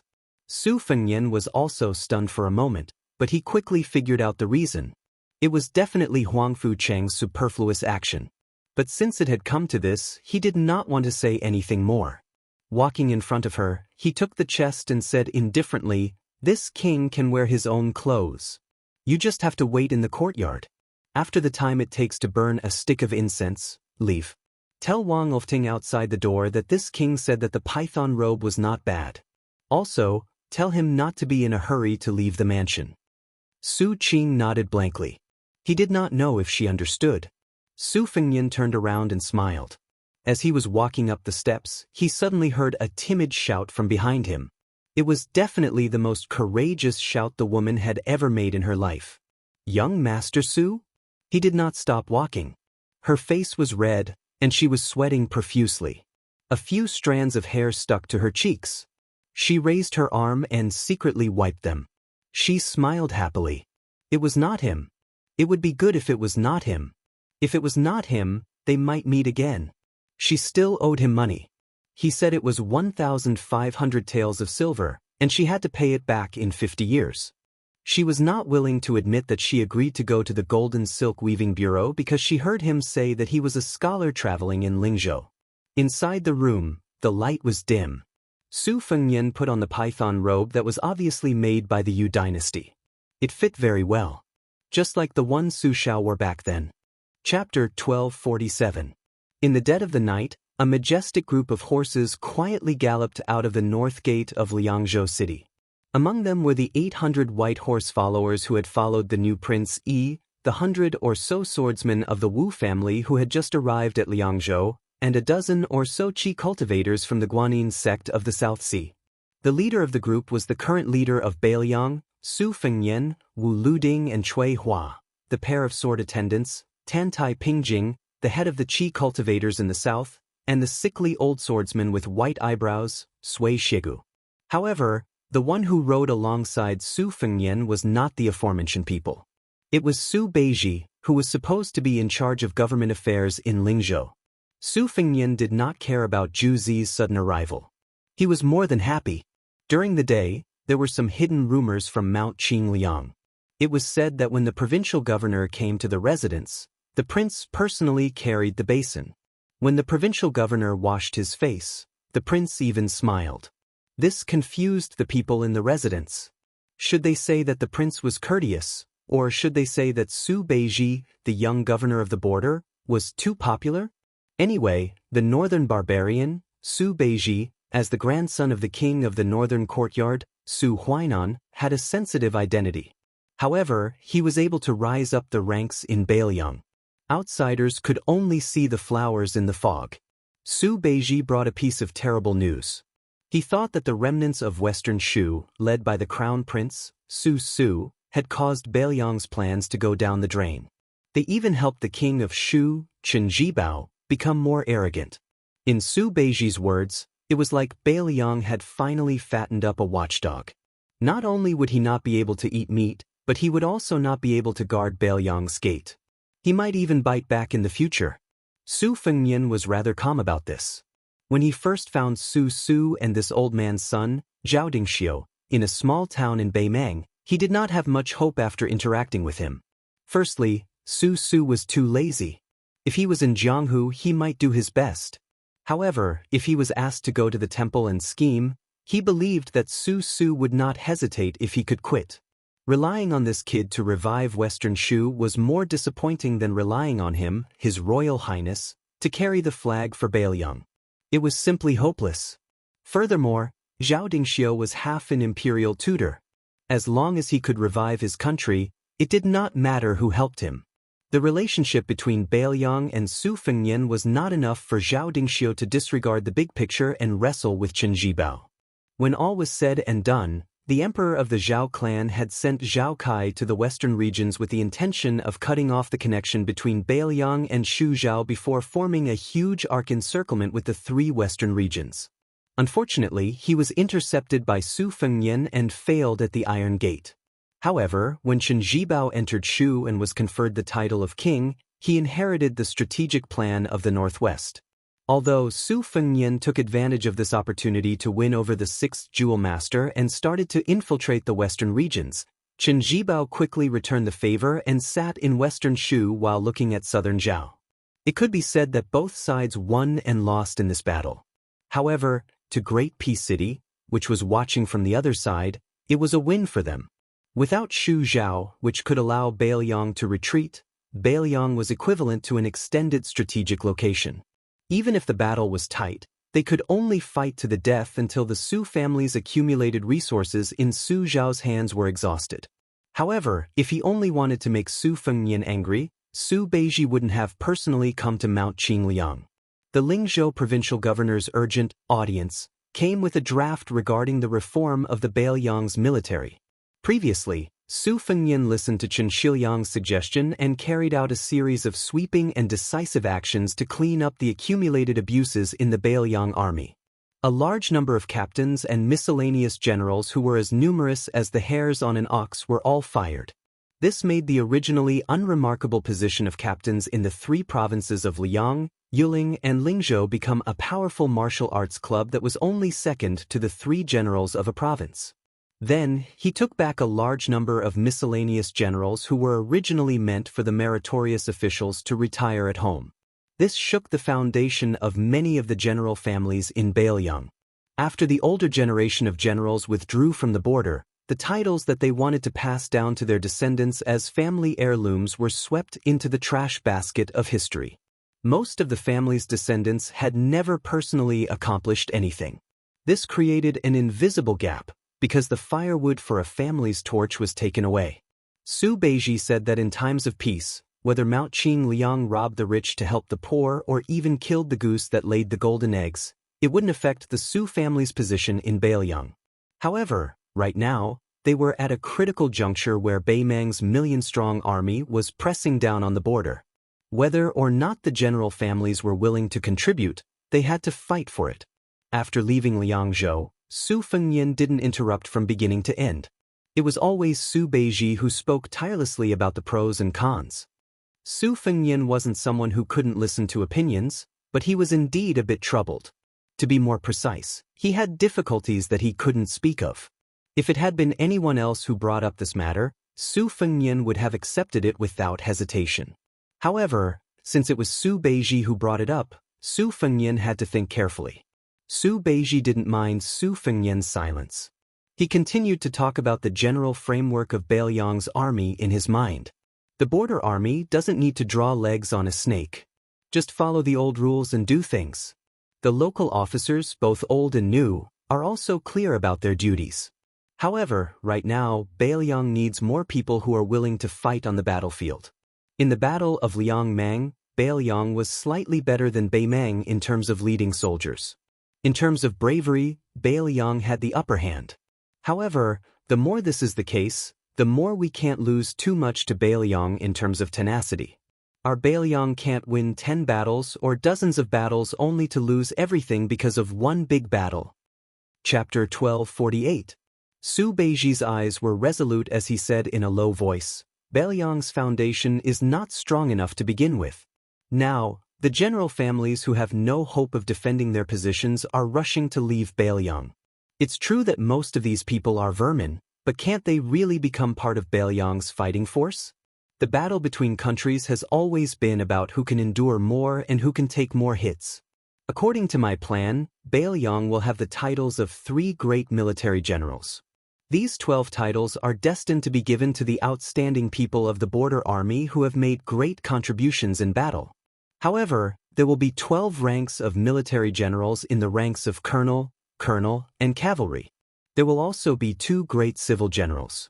These titles will be tailor-made for the wavering spectators, for the general families who are willing to contribute money and effort, and for the scholars who are willing to come up with ideas.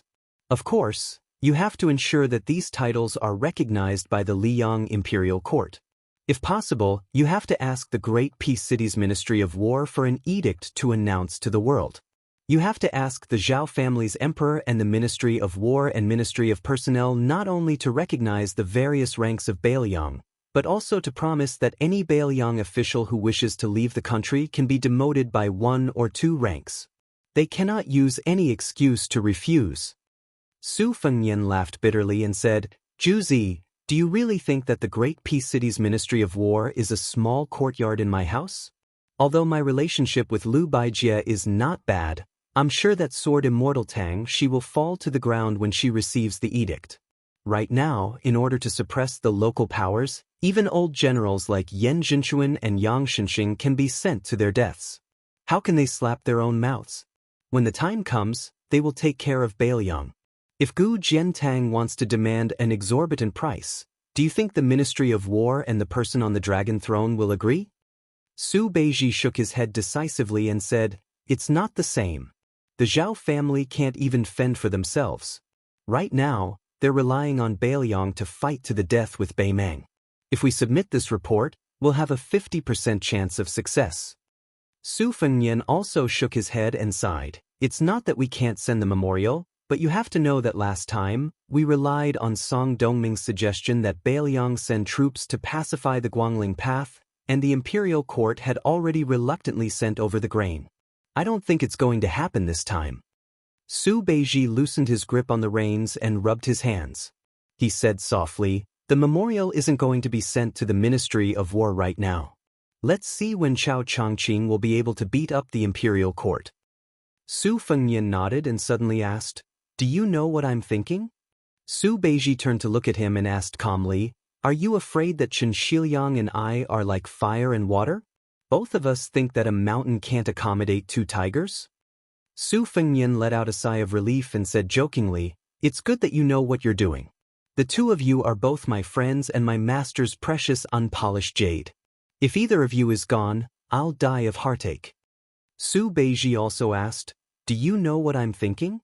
Su Fengnian rolled his eyes and said, "You can read my mind, but I can't read yours." Su Beiji didn't attack Su Fengnian like he usually did. Instead, he said, "I think that once Liang Mang starts the war, we have to find a reason to not give Gu Jiantang the opportunity to sit on the mountain and watch the tigers fight on the eastern front." Su Fengnian froze and said, "Not only does this touch Yuan Benshi's bottom line, I'm afraid that even Zhang Julu and Qi Yanglong won't agree." Su Beiji said calmly, "Even Wang Xianji will lose. There shouldn't be anyone in the world who can win every battle." Su Fengnian was speechless. This was probably the biggest difference between Su Beiji and Chen Shiliang. When Chen Shiliang did things, he always liked to start from the smallest details. Very rarely did he make a move that gave off the feeling of being bold and bold. But Su Beiji was different. He seemed to have a higher vantage point and was more insightful. But there was no difference between the 2. At least that was the case for now. Su Beiji smiled for no reason. Su Fengnian looked at this guy in confusion. Under the moonlight, Su Beiji looked to the north and said softly with a smile, "When I was young, I always wanted to go south with my grandfather and fight Bailiang. I didn't expect it to be the other way around." Su Fengnian asked curiously, "You really don't have anyone in Norland that you care about? For example, do you have a girl you grew up with? Are there any good men who share the same interests? Are there any bastards who you want to ride on top of his head to vent your anger?" Su Beiji's face was calm as she replied softly, "No. A plan could be worth a city, and a few words could set the foundation of a country." Su Fengnian was waiting to see who would become the first strategist in Bailiang to be worthy of such a title. At this time, one of the 100 swords of the Wu family sped up and passed by Wu Luding and the female sword attendant. He came to Su Fengnian's side and cupped his fists. He said loudly, "I am Xie Chengan, from a fallen country. If I may be so bold as to ask, would your highness be willing to spar with me when you are free?" Su Fengnian smiled and said, "Is it for yourself or for Western Shu?" Xie Chengan, who had once lost to the Sword Emperor of Western Shu by half a sword, said honestly, "Both." Su Fengnian pulled on the reins of his horse and rubbed salt on the wound of an old swordsman. He said lazily, "Senior Sui, someone wants to spar with me. Shouldn't they ask you first?" It was indeed Su Fengnian's latest defeated opponent, Sui Xiegu. He was so angry that his white eyebrows fluttered. He snorted coldly but did not refuse. The haggard Xie Chengan said calmly, "I know that I am not your highness's opponent, but if I don't use this sword in my life, my conscience will not be at ease." Cui Hua, who was resting with her eyes closed, asked coldly, "Xie Chengan, after entering the tomb, do you have any sword of your own to speak of?" Xie Banjian's expression suddenly dimmed. He wanted to speak but stopped. Wu Luding laughed and said, "It's fine, it's fine. Since we have left that lifeless place, we don't have to pay too much attention to those rules and regulations. Grandfather Xie said it was a spar, not a life and death battle. I believe that the king of Bailiang is magnanimous. If we don't fight when we are in an invincible position, it would be unreasonable." "That's right." Su Fengnian turned his head and looked at the sword crown of the Wu family who he had never dealt with. "All right, let's spar too?" Wu Luding snorted and said angrily, "Afraid of you? You pick the place, I pick the time." Su Fengnian said, "Right here?" Wu Luding said shamelessly, 100 years later." Most of the Wu family swordsmen had strange expressions on their faces. To have such a young master as their leader was really a disgrace. A middle-aged swordsman also sped up his horse and asked with a smile, "I heard that the king of Bailiang started practicing with the blade?" Su Fengnian asked with a smile, "What, you, Zhang Luantai, lost to Gu Jiantang in the peak battle in front of the Wu family's sword tomb, and now you want to get back at me, who also practices the blade?" Zhang Luantai was also honest. He nodded and said, I think so, but it is as difficult as ascending to the heavens. The beautiful swordsman Wu Luding called Auntie Nalan did not go up to join in the fun, but cleared her throat and asked with a laugh, Wang Yi, I will not seek humiliation by competing with you. I just want to ask a small question. Wang Yi, you are so handsome. If I were 10 or 20 years younger, would we be able to live together? Su Fengnian turned his head and said with a smile, Sister, how about you be the wet nurse for my children in the future? The woman's chest rose and fell with the movement of the horse's back. Her aura was turbulent. After hearing this, she didn't get angry. Instead, she teased, if I had known earlier, I would have gone to find Princess Consort and shamelessly claimed her as my sister. Perhaps, Prince, you would have been able to call me that now. Su Fengnian said helplessly, Fortunately, you did not claim my mother as your sister 20 years ago. The sword maniac Helian, the sword monk Chui Meigong, and the oldest swordsman of the Wu family's sword tomb all smiled.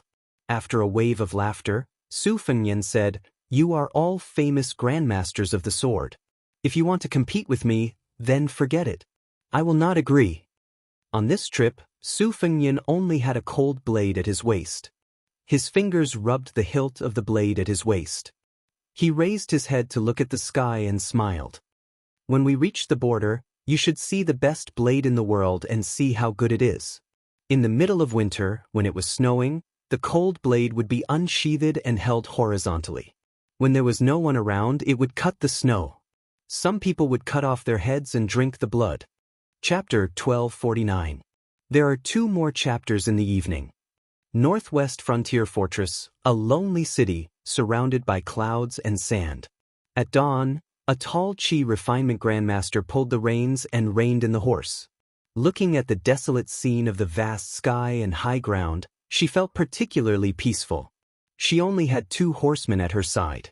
Wu Luding and the female sword attendant had parted ways with the Wu clan cavalry a day ago. Under the escort of the white horse Yizong, they had headed together to the base of the northern Liang Protectorate that was overseen by Mount Chu. If everything went as expected, this group of top-class swordsmen would serve as the sharpest and most secretive blade tip of the northern Liang border army. As for the young minister, Su Beiji, he had already turned back on his horse. She, Su Fengnian, and Sui Shigu continued north. They directly passed through the border defense line of Liangmang and swaggered into the southern dynasty's dragon waste state. Tantai Pingjing bent down and stroked the soft mane of the horse. This horse was extraordinarily handsome. Indeed, only Bailiang could raise such an outstanding horse. She looked up at the quiet young Prince Liang sitting high on the horse. Along the way, intelligence reports were constantly sent to him. Su Fengnian read them and burned them casually. It seemed that he had not once interfered with the border military affairs. This kind of hands-off boss seemed very relaxed and comfortable. It was as if he could do the job well for anyone who sat in his position. However, Tantai Pingjing was not a frog at the bottom of the well. Since Bailiang claimed to have 300,000 cavalry, if they were in a peaceful world, not a person with the surname Su could be the Prince of Peace. The Zhao family of Liang would have already cooked the hound. Not to mention, in the current chaotic world, Beimang's million-strong army was pressing on the border. If any mediocre lord who could not convince the masses had the northwest gate, before the Beimang army showed their strength, the Bailiang side would have been in chaos. No matter how many border troops there were, as long as the army's morale was slack, even if they gave Bailiang 300,000 soldiers, they would still not be able to stop the fierce army of Beimang that was released from the cage by the old woman. Su Fengnian's thumb and forefinger subconsciously rubbed the rough reins. He stopped the horse on the slope and looked into the distance. The fire and smoke sank to the west, the valley was quiet and the mountains were empty. But the general could fight 100 battles without the emperor building the Great Wall. This was a frontier fortress poem that was popular in the Central Plains. The poet was a poor scholar with a bright future, but trouble came from his mouth. Because of this poem, the poet was suspected to be cold and charming in the literary world. After the poet returned to the Central Plains to be an official, he wasted more than 10 years in the local officialdom and never got promoted. In the end, he was depressed and resigned. When Su Fengnian first traveled in Jianghu with Huang, He once went to the poet's hometown. Although he was very embarrassed at that time, it was not a problem for him to pretend to be rich and buy a pot of wine to visit. Unfortunately, he only saw the moss and did not see the poet. Su Fengnian gently exhaled a turbid breath. At that time, he only thought that the emperor of the Zhao family must have done something. Later, when he personally experienced some of the officialdom rules, he gradually understood that it was not the man sitting on the throne who was so narrow-minded. It was the local officials who were trying to figure out the emperor's mind. Not to mention the distance, just the nearby Beiliang, how many officials, in order to curry favor with him, often used expensive antiques, calligraphy and paintings to establish a relationship with the Beiliang's Lu family in Qingzhou? How many unknown back doors did they open for the Lu family's children in Beiliang's officialdom to be unimpeded? Even some of the best teachers in Beiliang's academies favored the Lu family's children who had mediocre literary talent and hoped to establish a relationship with the Lu family and then the Su family. If it were not for Lu Qingyan's opinion, Lu Feiqi, the head of the Lu family, would have used this opportunity to become the leader of Beiliang's literary world. Su Fengnian could not help but feel a little sad. He still remembered the ordinary bamboo lantern that the ancestor of the Lu family gave to Lu Feiqi before he died. He wanted Lu Feiqi to take over the lantern that swayed with the chaotic times and strive to pass it on. Obviously, Lu Feiqi, who had long complained about the family moving to the Baron Beiliang, suddenly found that the Lu family had a great reputation in Beiliang after the process of taking root in Beiliang was too smooth. Not only Lu Feiqi, but the entire Lu family was too complacent and was far less conceited than the old fox Wang Linquan, who was a relative of the emperor. But what really made Su Fengnian depressed was Wang Linquan's obedience. The more the Wang family of the spring god lake deliberately tolerated the scholarly Lu family, wasn't it deliberately digging a hole for the Lu family to jump into? Compared to the Lu family's insensibility, Wang Linquan's overt schemes were actually more of a headache for Su Fengnian. But these were difficult to resolve and could not be explained clearly. As the son-in-law of the two families, Su Fengnian could not use his status as the king of Beiliang to bully others. The more he did, the more mistakes he would make. In the end, he could not escape the saying that he favored one and discriminated against the other. Fortunately, these thorny matters were not urgent. Moreover, Lu Qingyan handled things appropriately. Even his second sister, Su Weisheng, admitted that she could not find any flaws in Lu Qingyan. Between women, mother-in-law and daughter-in-law, sister-in-law and sister-in-law, these relationships were all like swords and knives that did not see blood. Men were naturally incomparably miserable when they were involved. Su Fengnian, or in other words, Beiliang, was facing a great disaster. Ever since Su Shao was conferred the title of king and took over Beiliang, Beimeng had been eyeing them covetously. As long as they could destroy Beiliang and bypass the eastern border where Gu Jiantang was overseeing, then the fertile central plains would be like a woman waiting to be slaughtered. How could Beimeng, a man who could not endure the hunger and thirst, not risk his life to attack Beiliang? In the past, under the planning of Su Shao and his master, Li Yishan, although Beiliang did not have the problem of whether to defend or not, there was still enough space for the Beiliang cavalry to move around. They could take the refugees and retreat to the western regions. They could also retreat to western Shu and Nanzhao as support, enough to fight Beimeng to the death. Even if Beimeng took over Beiliang, which retreated after the battle went badly, it would be an isolated place with scorched earth. On the contrary, it would increase the supply line of the Beimeng army. Beiliang could continue to confront Beimeng at the western Shu border and could even harass Beimeng in the vast western regions. However, because Chen Zhibao was conferred the title of king and entered Beiliang, he cut off the entire western regions of western Shu and Nanzhao. As a result, Su Fengnian and Beiliang had no strategic depth and could only defend to the death. Su Fengnian felt an indescribable sense of guilt deep in his heart. It could not be said that he had let down the Beiliang people, but he felt that he had let down Li Yishan. Chapter 1250. The Northern Liang army was overly optimistic about the Northern Meng royal court's internal affairs.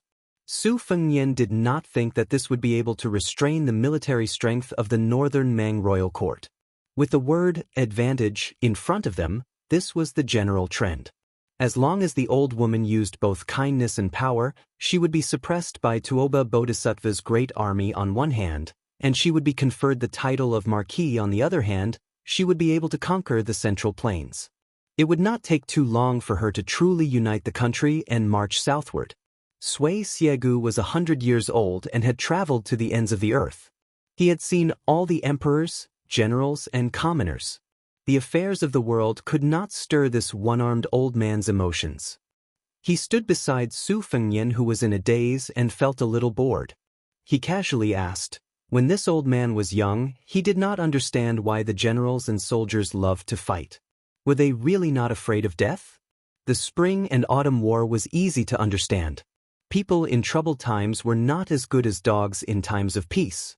Life was worthless because they were forced to not take it seriously. Now that Beiliang has been at peace for a long time, can it really stop the million-strong Beimang army? Su Fengnian calmly said, it's simple. Give up one's home for the country and give up one's life for one's home. No one is not afraid of death. It's just that everyone knows that the Beiliang cavalry is not afraid of death. Other than the fact that the Beiliang people are naturally brave, many of them also know that they have no way out. Their home is in Beiliang. If they retreat, the border troops will disperse and the Beimang army will invade the south. Even if they escape from Beiliang, their 2 legs will not be able to outrun the 4 legs of the Beimang army. Sui Siegu curled his lips and mocked, none of you officials are good people. Su Fengnian laughed, don't I have no way out too? Sui Siegu rolled his eyes and said, with your skills, if you really want to kill people, why don't you go to Dragon Waste State alone and kill them all? Don't tell me that Bodhisattva Tuoba, Hong Jingyan, and the others are following behind you every day? Su Fengnian said indifferently, I can kill like this, but so can the people on the Beimang martial arts ranking. When 2 countries are at war, this kind of action can't be said to be meaningless, but it really doesn't have much meaning. Of course, if one day Beiliang can no longer defend the Northwest Gate, I will definitely do so. Sui Siegu was about to speak when he heard Tantai Pingjing snort coldly. The sword-eater old monster immediately shut his mouth. At this moment, there was a cloud of dust in the distance. Looking at the route, it seemed that they were going south. They probably saw the 3 horses on the small sand slope. These people with superb riding skills headed straight for the slope. However, they did not act blindly without thinking.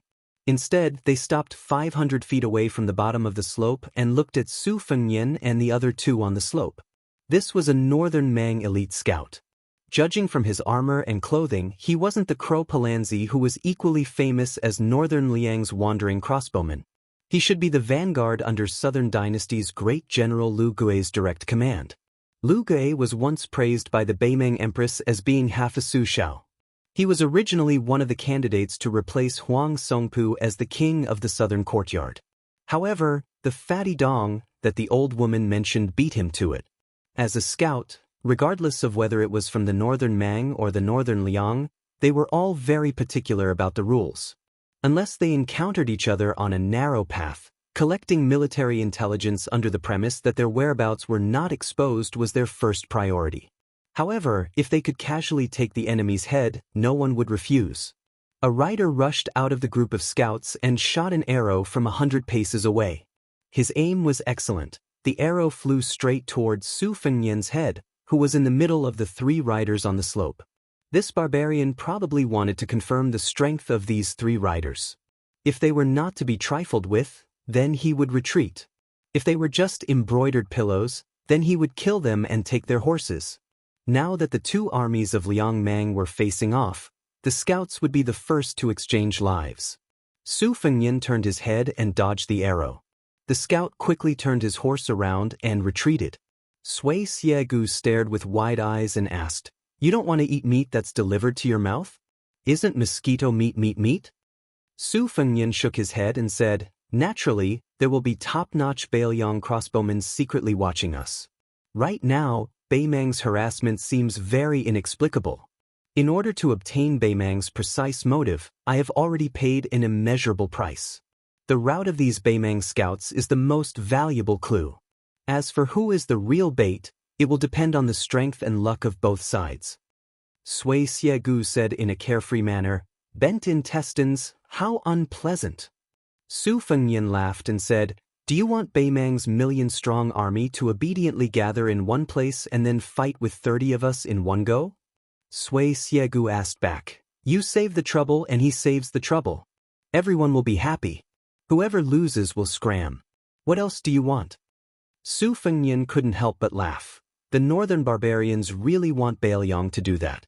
To be honest, I also want to do that. The old swordsman's words sounded very absurd and amateurish, but if Liang Mang could really be so decisive and leave no room for negotiation, then everyone would be happy. Northern Mang would have the hope of taking down the tiger blocking their way south, and Northern Liang would also have the hope of defeating the Northern Mang army in one fell swoop. Beimang's advantage was very obvious. They had an absolute advantage in terms of numbers, but Bailiang's advantage was that Beimang's army was temporarily leaderless. Although Dong Zhuo was the commander in name, other than the 100,000-strong Dong family army, Hong Jingyan's Ruan cavalry, Dragon Waste Province's Gusai Province's 5th Army, and Lu Gui and Yang Yuanzhan's personal armies, he, as the king of the south, could not command them as he wished. On the other hand, Bailiang was different. Chu Lushan and Yuan Zuozong could control Bailiang's army. In a confrontation where victory would be decided in one battle, this was where Bailiang's opportunity lay. However, this kind of battle of wills that was equivalent to betting the throne of two dynasties was too extravagant for both sides. Su Fengnian looked at the Beimang scouts retreating north and said softly, "Half of Su Shao? No matter who wins or loses this battle, Lu Gui's 40,000 men will all die." Tan Taipingjing asked, "What do you say next? Go to the Governor-General house or continue north?" "Let's go take a look at Beimang's million-strong army." Su Fengnian urged his horse down the slope and galloped north. Sui Xiegu, who was following behind, said angrily, "Didn't you just say that such actions are meaningless?" Su Fengnian smiled and turned to look at the tall woman. He acted dumb and asked, "Senior Tantai, did I say that?" Tandai Pingjing said expressionlessly, "No." Sui Xiegu wanted to say something but stopped. He felt really uncomfortable. Su Fengnian started to hum a tune. "The king told me to patrol the mountain. After patrolling the north mountain, I will patrol the south." He patrolled the east mountain to kill the passers-by, and patrolled the west mountain to watch the sun. "My king has 3 heads and 6 arms. Oh, I snatched Lil Miss and carried her on my back. I'm so pitiful that I can't swallow the fat meat in my mouth. When will I be able to become a king?" Chapter 1251. The 3rd chapter was uploaded in the wee hours of the morning and will not be included in tomorrow's update. 2 chapters tomorrow. The Liang dynasty had 2 anomalies. One was Su Shao. Even though he had become a king with a different surname, the soldiers under him still liked to call him Great General. Another one was Gu Jiantang. Although he had not been conferred the title of king or vassal, he had been the minister of war for more than 10 years. Most of the generals had addressed him as Great General in private. Now, he had become the only person in Liang who had a rank of first-class merit. At the border of Liao and Liao, he was still known as Great General.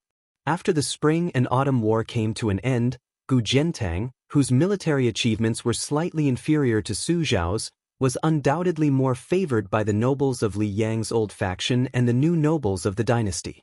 After Su Zhao's death, the well-deserving leader of Li Yang's army left the capital and took charge of the entire military and politics of the northern lands. Whether it was the authority in Gu Jiantang's hands or his reputation in Li Yang's court, both rose sharply. Even the dullest officials in the capital knew that General Gu Jiantang, who was far from being called an old official, would become a pillar of support for 3 dynasties. It was only a matter of time. Don't forget that Gu Jiantang was also an expert who had entered the martial arts rankings. With his strong body and great energy, it would be too easy for him to last another 20 to 30 years. Therefore, the saying that border generals were envied did not apply to Gu Jiantang. After Gu Jiantang took over the Liao, the eastern front of the Liang dynasty, which had eaten up countless soldiers' salaries and silver, was said to be impregnable. Everyone in the Liao border army followed Gu Jiantang's lead.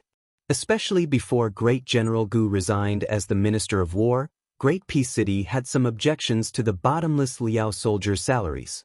After Gu Jiantang left the capital and went to the north, although Gu Lu, which had lost its backbone, started to fall apart, the court's support for the Eastern Liao border army became greater and greater.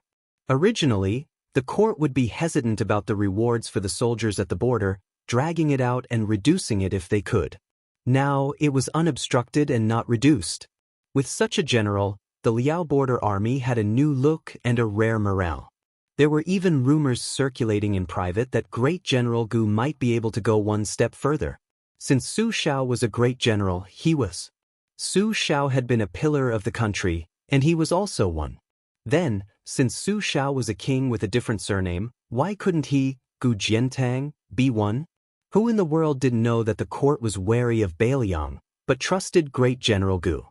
The morale of the Eastern Front was high, especially after the northern barbarians brazenly split up their troops. Almost all the generals of the two Liao had gone to the general's tent to ask for battle. Since the northern barbarians clearly bullied the weak and feared the strong and decided to attack Bailiang first, why did they dare to challenge us with only 200,000 to 300,000 soldiers? Were they enough to fill the gaps between the teeth of our Eastern Front army? But whether it was the old subordinates who had followed Gu Jiantang during the Spring and Autumn War or the outsiders of Gu Lu who had been steadily rising in the two Liao, none of them were able to make the general nod. In the end, many generals were even chased out of the tent by the general, who didn't get tired of them. It was about to be winter. The two Liao were bitterly cold, and the coldness was bone-chilling. On the official road leading to a Wu castle, the leader of the cavalry was a man wearing a slightly old and expensive fox fur coat. Under the fox fur coat was an iron armor that was still as bright as new after many years. Behind him were 200 elite light cavalrymen who were familiar with archery and horses. The man was no longer young. His hair was white, but at a glance, there was no trace of fatigue or lethargy on his body. One could even clearly recognize his iron-blooded temperament that was full of hard edges. It was hard to imagine that a man who was almost 50 years old and had been an official of the capital for more than 10 years still hadn't lost any of his sharpness in the officialdom. On the contrary, those 10 years of hibernation were like 10 years of sharpening a knife. The more you sharpened it, the sharper it became. It must be known that the old fur coat he was wearing had extraordinary significance. Back when the Zhao family ruled the world, the late Emperor of Liang rewarded them according to their merits. Countless civil and military officials were promoted and rewarded with wealth and mansions. However, only 3 people were bestowed with fox fur coats by the late emperor. At that time, the only civil official who received this honor was the youngest grand secretary in the history of Liang, the blue-eyed Zhang Julu. The only generals who had helped the Zhao family conquer the world with a blade and a spear were Su Shao and him. After he gave the talisman knife Nanhua to that interesting young man, he only had the most ordinary frontier army battle knife as a pendant. However, no one dared to deny that he was the #1 expert in blade techniques in the world. Unlike the top swordsmen of Jianghu who each had their own style, the people who used the blade in the world, even those who were crowned with the title of Grandmaster, seemed to be miles apart from this person. No wonder Wu Ping said that he alone occupied half of the world's blade intent. A group of travel-worn riders entered the official road from a small path in the west. Behind the man were 2 young military officers with similar appearances. One of them frowned slightly, while the other, younger, smiled knowingly. In the entire Liao, only that girl and that madman dared to block the road like this. It couldn't be helped. One of them was their father's most beloved daughter, while the other was half a son and half a son-in-law. These 2 military officers with real power at the border were not the sons of the aristocratic families in the capital who came to Liao to gild their names. They were able to obtain their positions and military power today because of the military merits they gained from climbing through piles of corpses on the battlefield. Gu Donghai and Gu Shishan were sons of the most influential families in the Liang dynasty. However, these 2 young men had started out as ordinary soldiers. After they were promoted to military officers, even their superiors didn't know their true identities.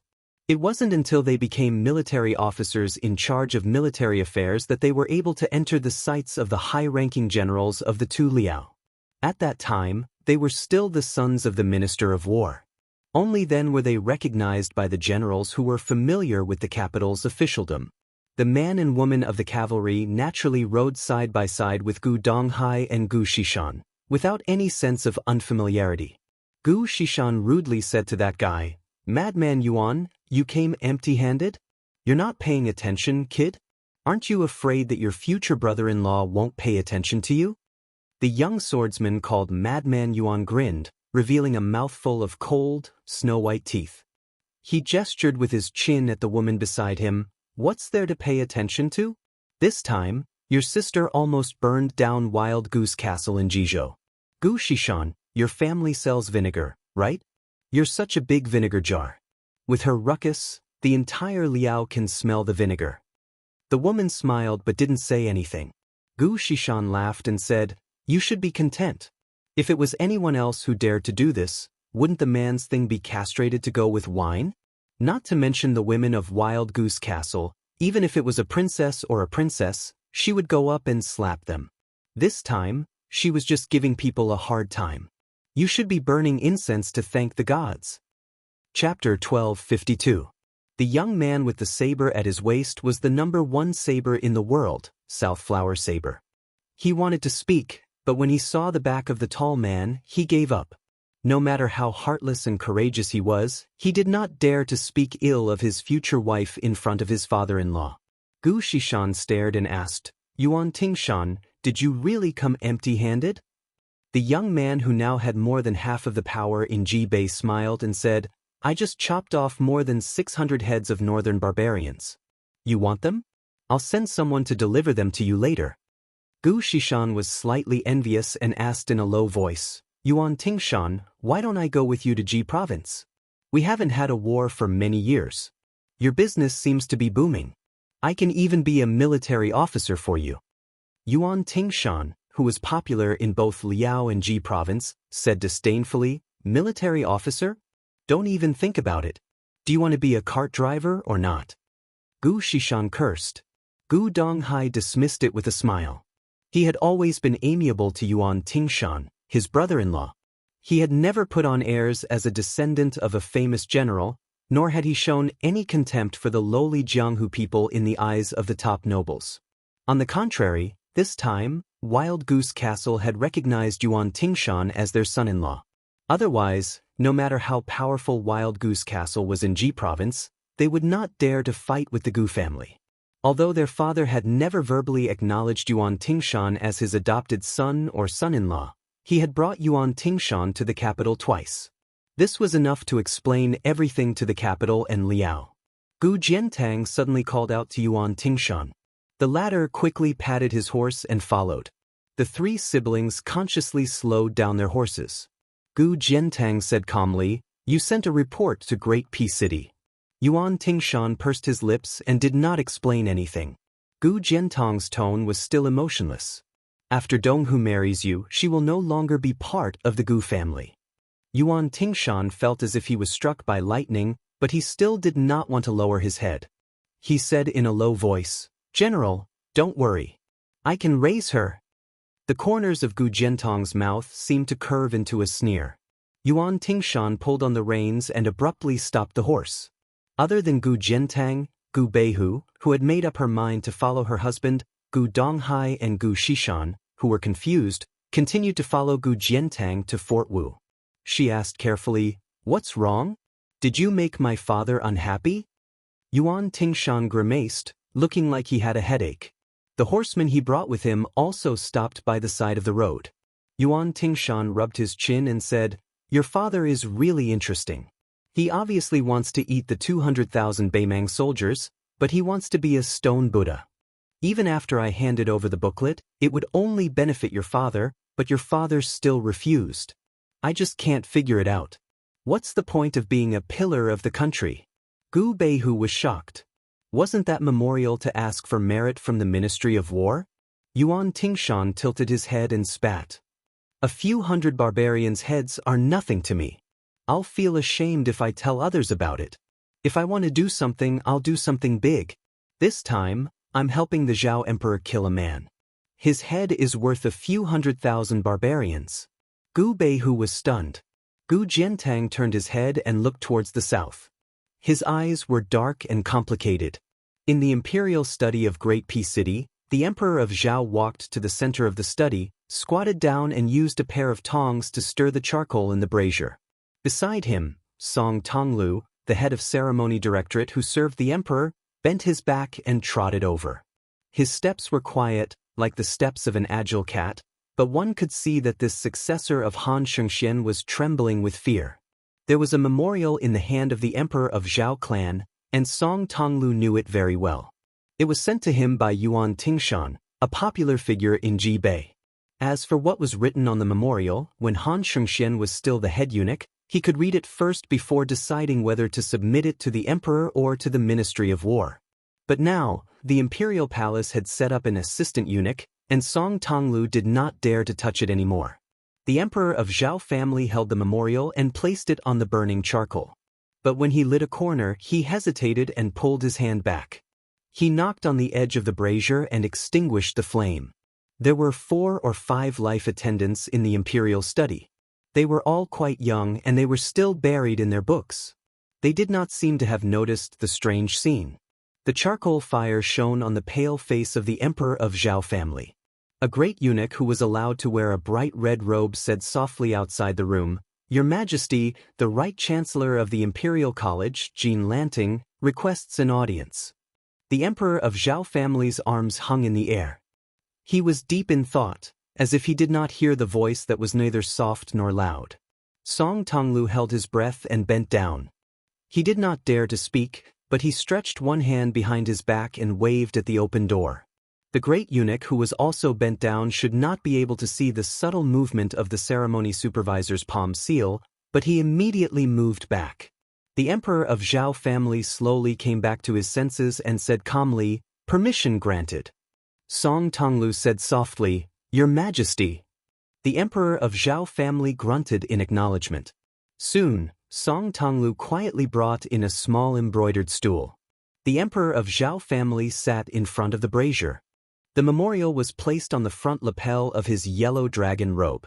It was placed on a beautiful dragon that was baring its fangs and brandishing its claws.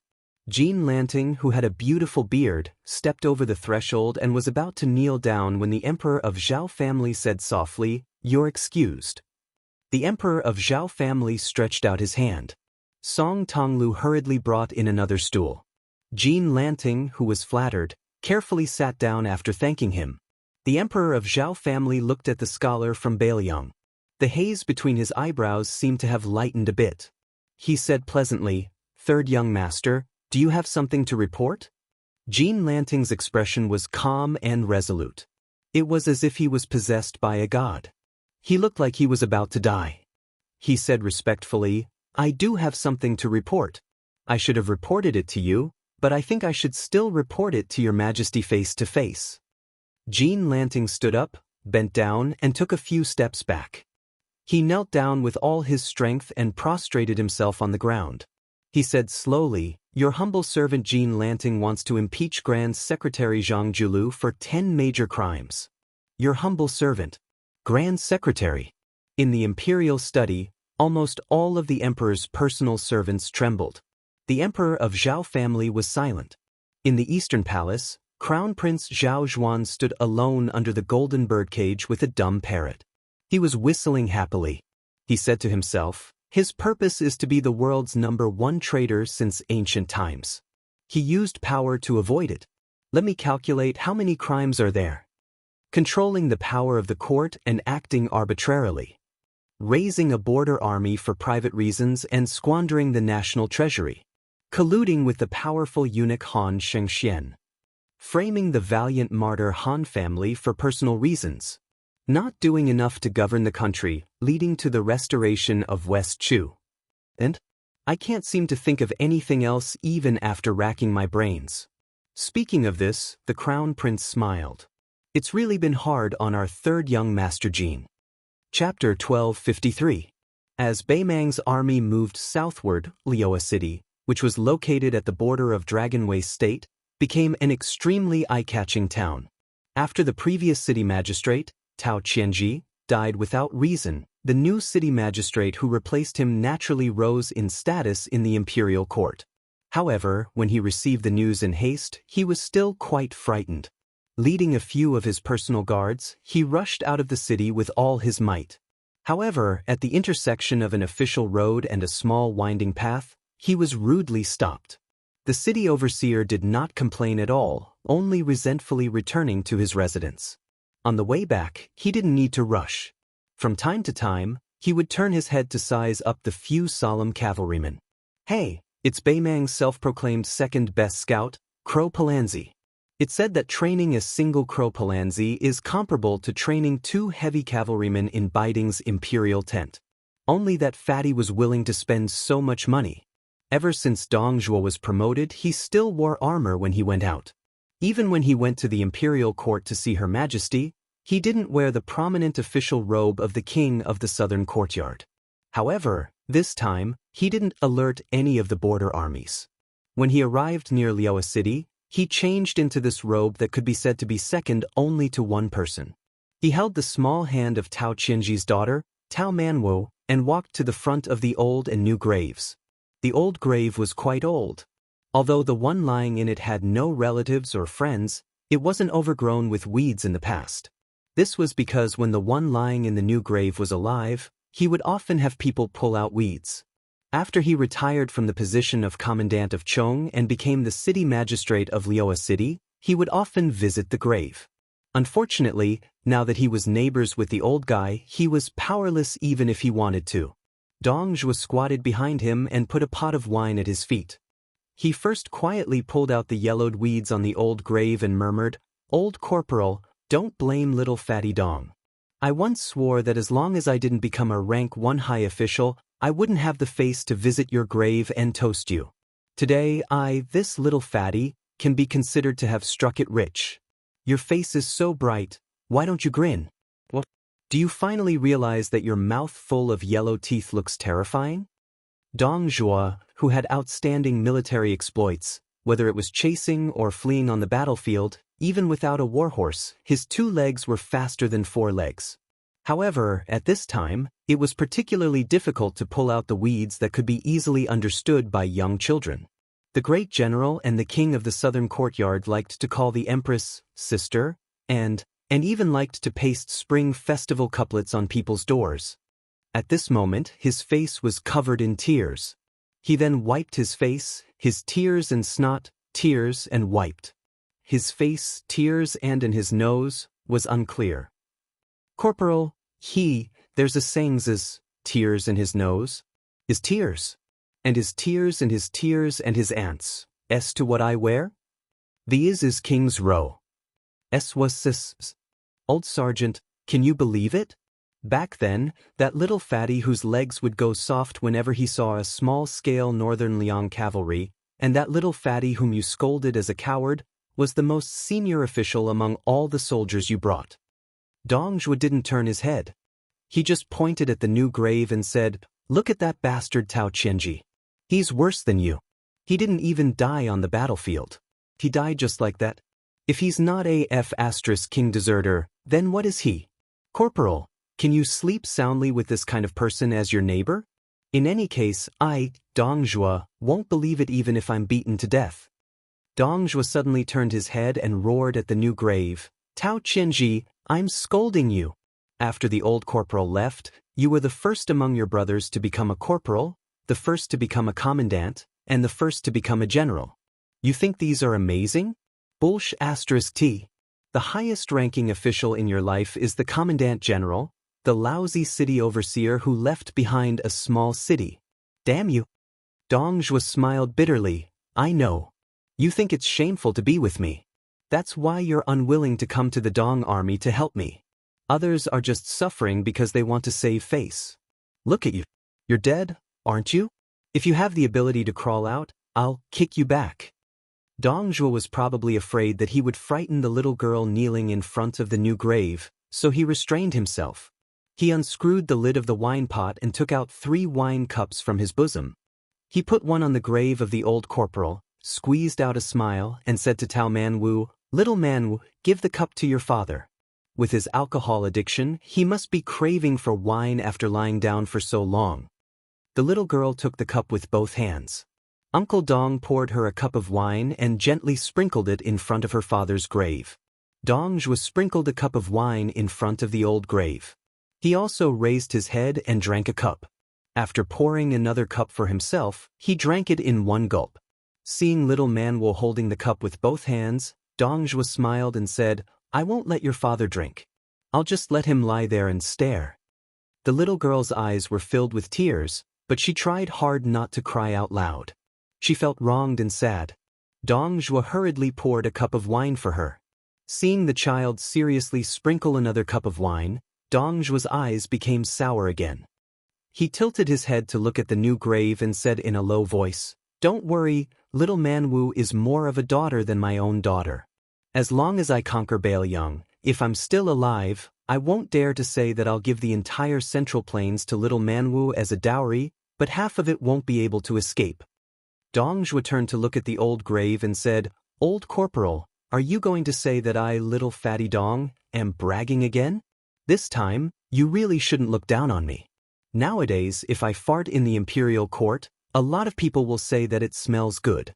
Hong Jingyan, Murong Baoding, and the rest of those awe-inspiring bastards all had to obediently assist me. Isn't the Baoyang cavalry the best in the world?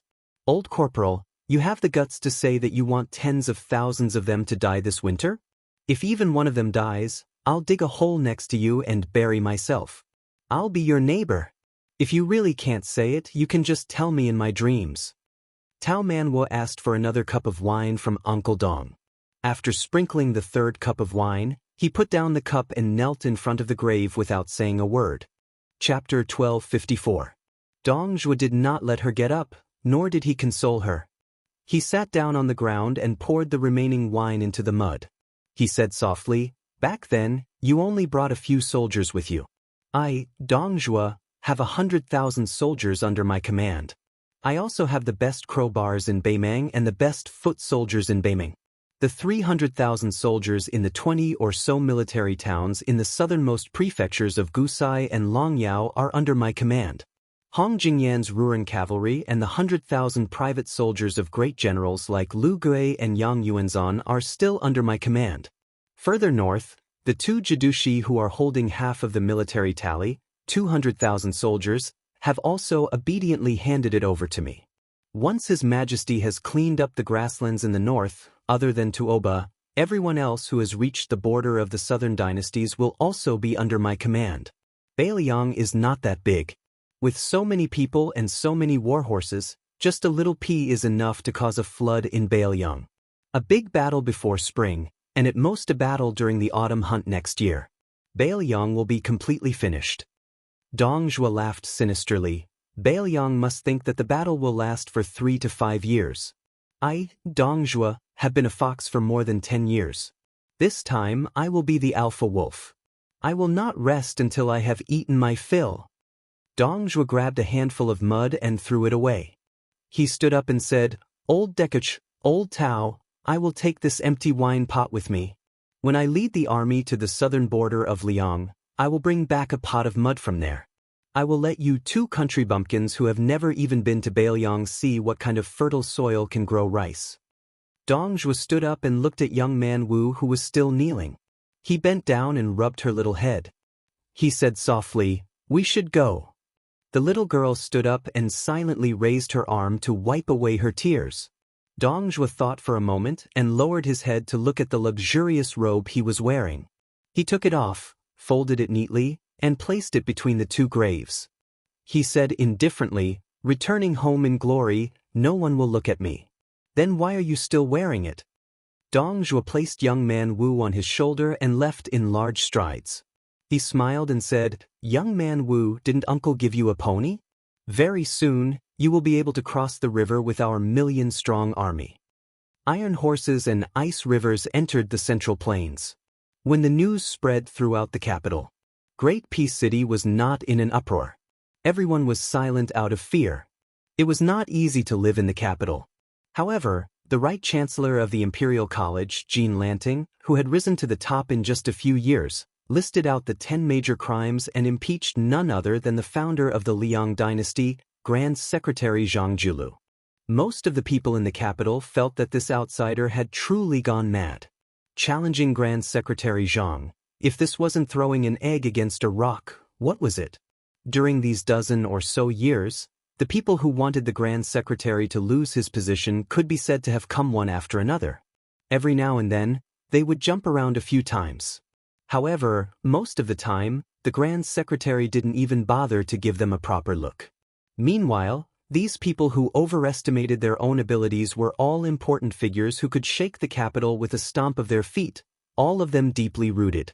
However, who succeeded? Moreover, their appetites weren't that great.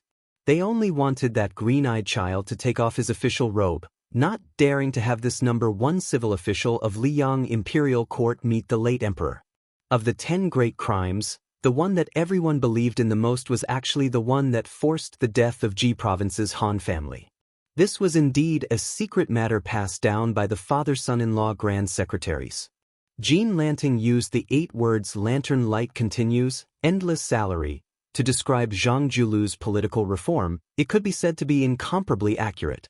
Meanwhile, what was worth pondering over was the crime of colluding with the powerful official Han Xianxia, leading to a foul atmosphere in the inner and outer courts. Now that the human cat Han Xianxia was already dead, how was the Grand Secretary going to defend himself?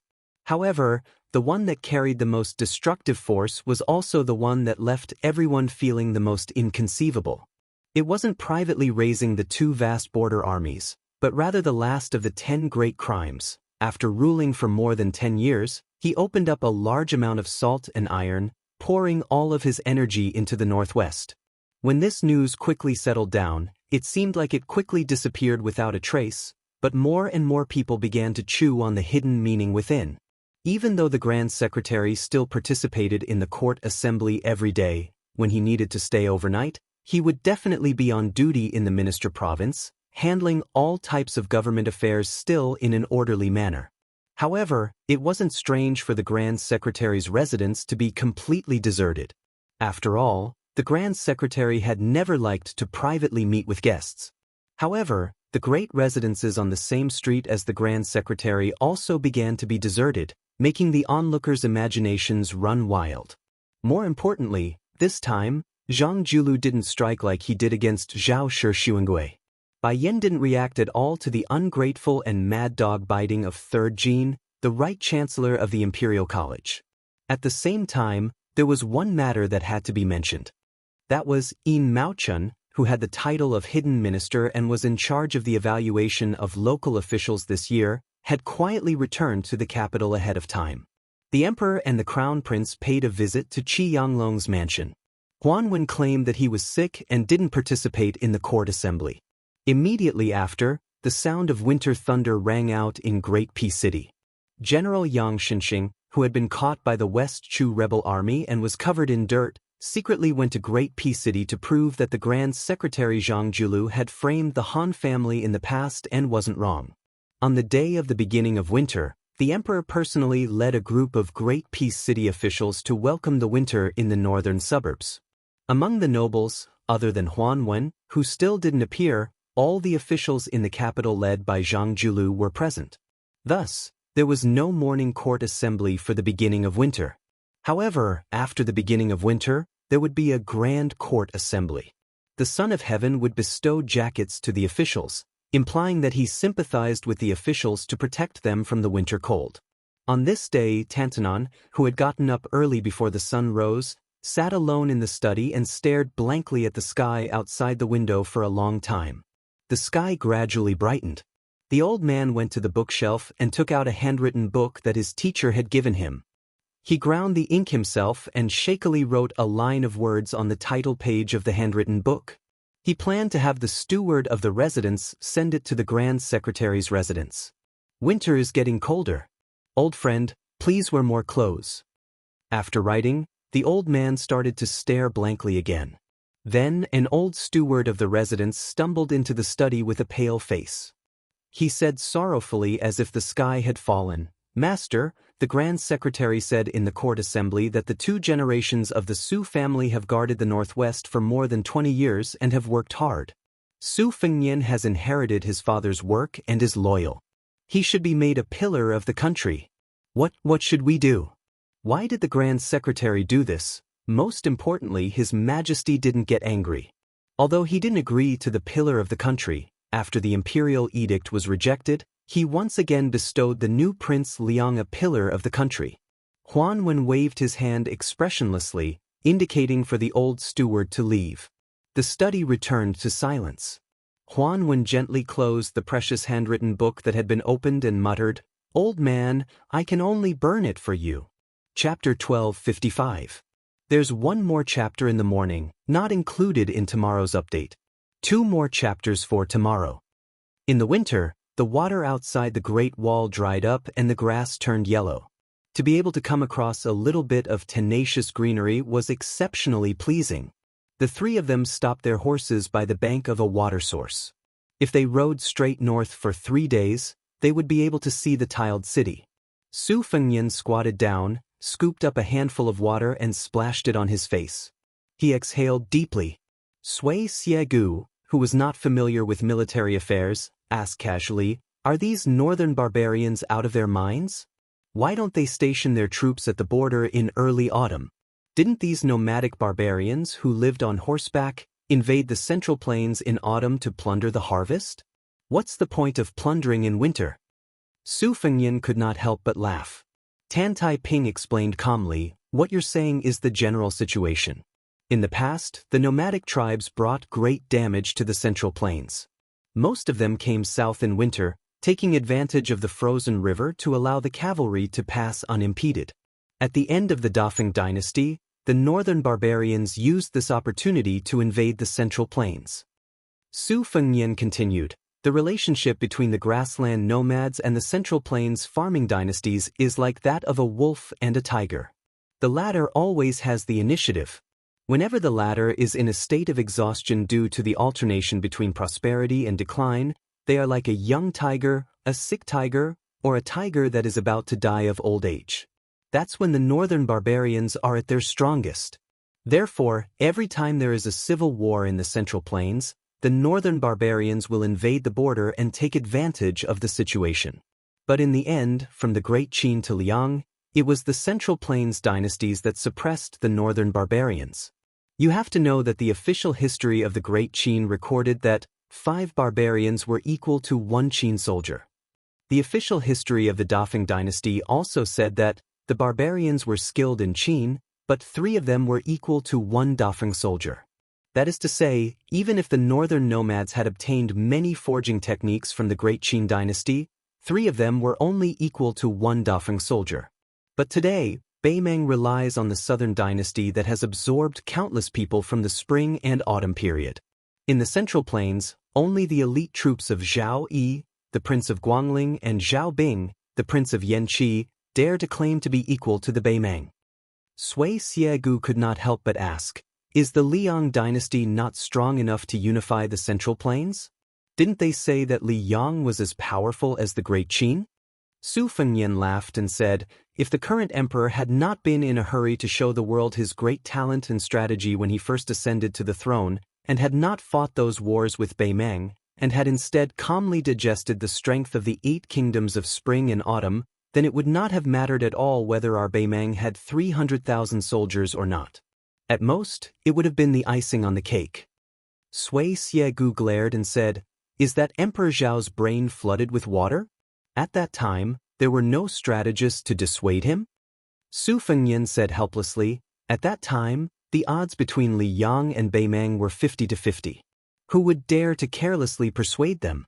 What's more, the Zhao family's son of heaven wanted to rely on his military exploits to suppress a large number of famous generals, led by my father and Gu Jianting. In this world, how can there be such a clear distinction between right and wrong between people and matters? Take me for example, I am Su Zhao's son. In my eyes, Su Zhao is naturally a king of a different surname who did not commit any major crimes but had countless great achievements. In the eyes of Crown Prince Zhao Zhuan and the other princes, The current emperor must be the most diligent and caring emperor in the history of Liang. Back then, when Zhao Kai wanted to kill me at the Marsh of Reeds, I also wanted to go to Iron Gate Pass to kill him. Between the two of us, neither of us is a person who has committed the most heinous crimes. It's just that there's no other way. At that time, we were both chess pieces, pawns that were pushed across the river. Sui Xiegu mocked. Oh, from your tone, it seems like you've turned into a chess player today? Su Fengnian smiled and did not reply to old ancestor Qi Jian's sarcasm. He stood up and looked towards the north. On the line there was the military town of Huazhujun, Shijing, Golden Toad State, and further north was the Beimeng royal court. Tan Tai Pingjing, who was dressed in the white robes of a Qi refinement warrior, suddenly said, "To the nomadic tribes, isn't a strong and stable Central Plains dynasty also a disaster? Once the ruler of this dynasty admires Bian Gong, he will be surrounded by a group of talented generals who hope to spread their whips across the desert. The reverse is also true. Even if the Li Yang dynasty is destroyed and the monarch with the surname changes one after another, the battle between the nomadic tribes and the farming dynasty will not change." Su Fengnian shook his head and said, "Yes." Tan Tai Pingjing was in disbelief. "Yes?" Su Fengnian stretched out a finger and pointed to the north. "As long as we can conquer this land, we can then build several great Qin roads that run through Beimeng." Tan Tai Pingjing's face was full of disbelief. "Are you crazy?" Su Fengnian narrowed his eyes and said softly, "I am not crazy. If one were to talk about crazy, then that would be the young Grand Secretary who was in charge of the country at that time. Back then, Su Xiao and Gu Jiantang argued endlessly about who to choose to guard the northwest gate. On the surface, both Grand Secretaries resolutely opposed my father being the ruler of a different surname. However, I only learned of an inside story much later. Among the opposition, someone convinced the old Grand Secretary who had retired from his official position and returned to his hometown but still retained his authority. This person was Zhang Julu. Because this civil official who had never joined the army had an ambition that all military generals could not imagine. The young Grand Secretary wanted to use Bailiang as the outpost to attack Beimeng, and use the Bailiang cavalry as the main force to attack Beimeng. This would reduce the loss of military strength and supply pressure of Li Yang as much as possible. Under this premise, Grand Secretary Zhang would have the imperial court acquiesce to the Su family's limited infiltration of Shishu and Nanzhao. Chapter 1256. Su Fengnian slowly said, "In a situation where this young Grand Secretary and Bailiang both sides are well aware of, there are many things that cannot be resisted. Among them, the Han family that is filled with martyrs is too stubborn and conservative, also not wishing to use their entire family's foundation as a wedding dress for Bailiang's Su family. Once they compromise, the Han family's status as the northern military's mainstay will disappear, then the Han family that has fought against the northern nomads for generations will also quickly become a thing of the past. You have to understand that when the Su family died, the Han family's head was still drinking and chatting merrily with my father, these two close friends. If I remember correctly, the first matchmaker I met wasn't that prince consort, but rather a little girl from the Han family who still had goat horns. She was behind her father, half of her face exposed, making a face at me." Su Fengnian's hands withdrew into his sleeves. At first, things didn't fall apart. The Han family also put in a lot of effort. Then, Yuan Benshi stuck his foot in, viciously dealing with Zhang Julu. By the time my father mobilized the armored cavalry, crossed the border to rescue the Han family children, everything was already too late. Su Fengnian looked towards the sky.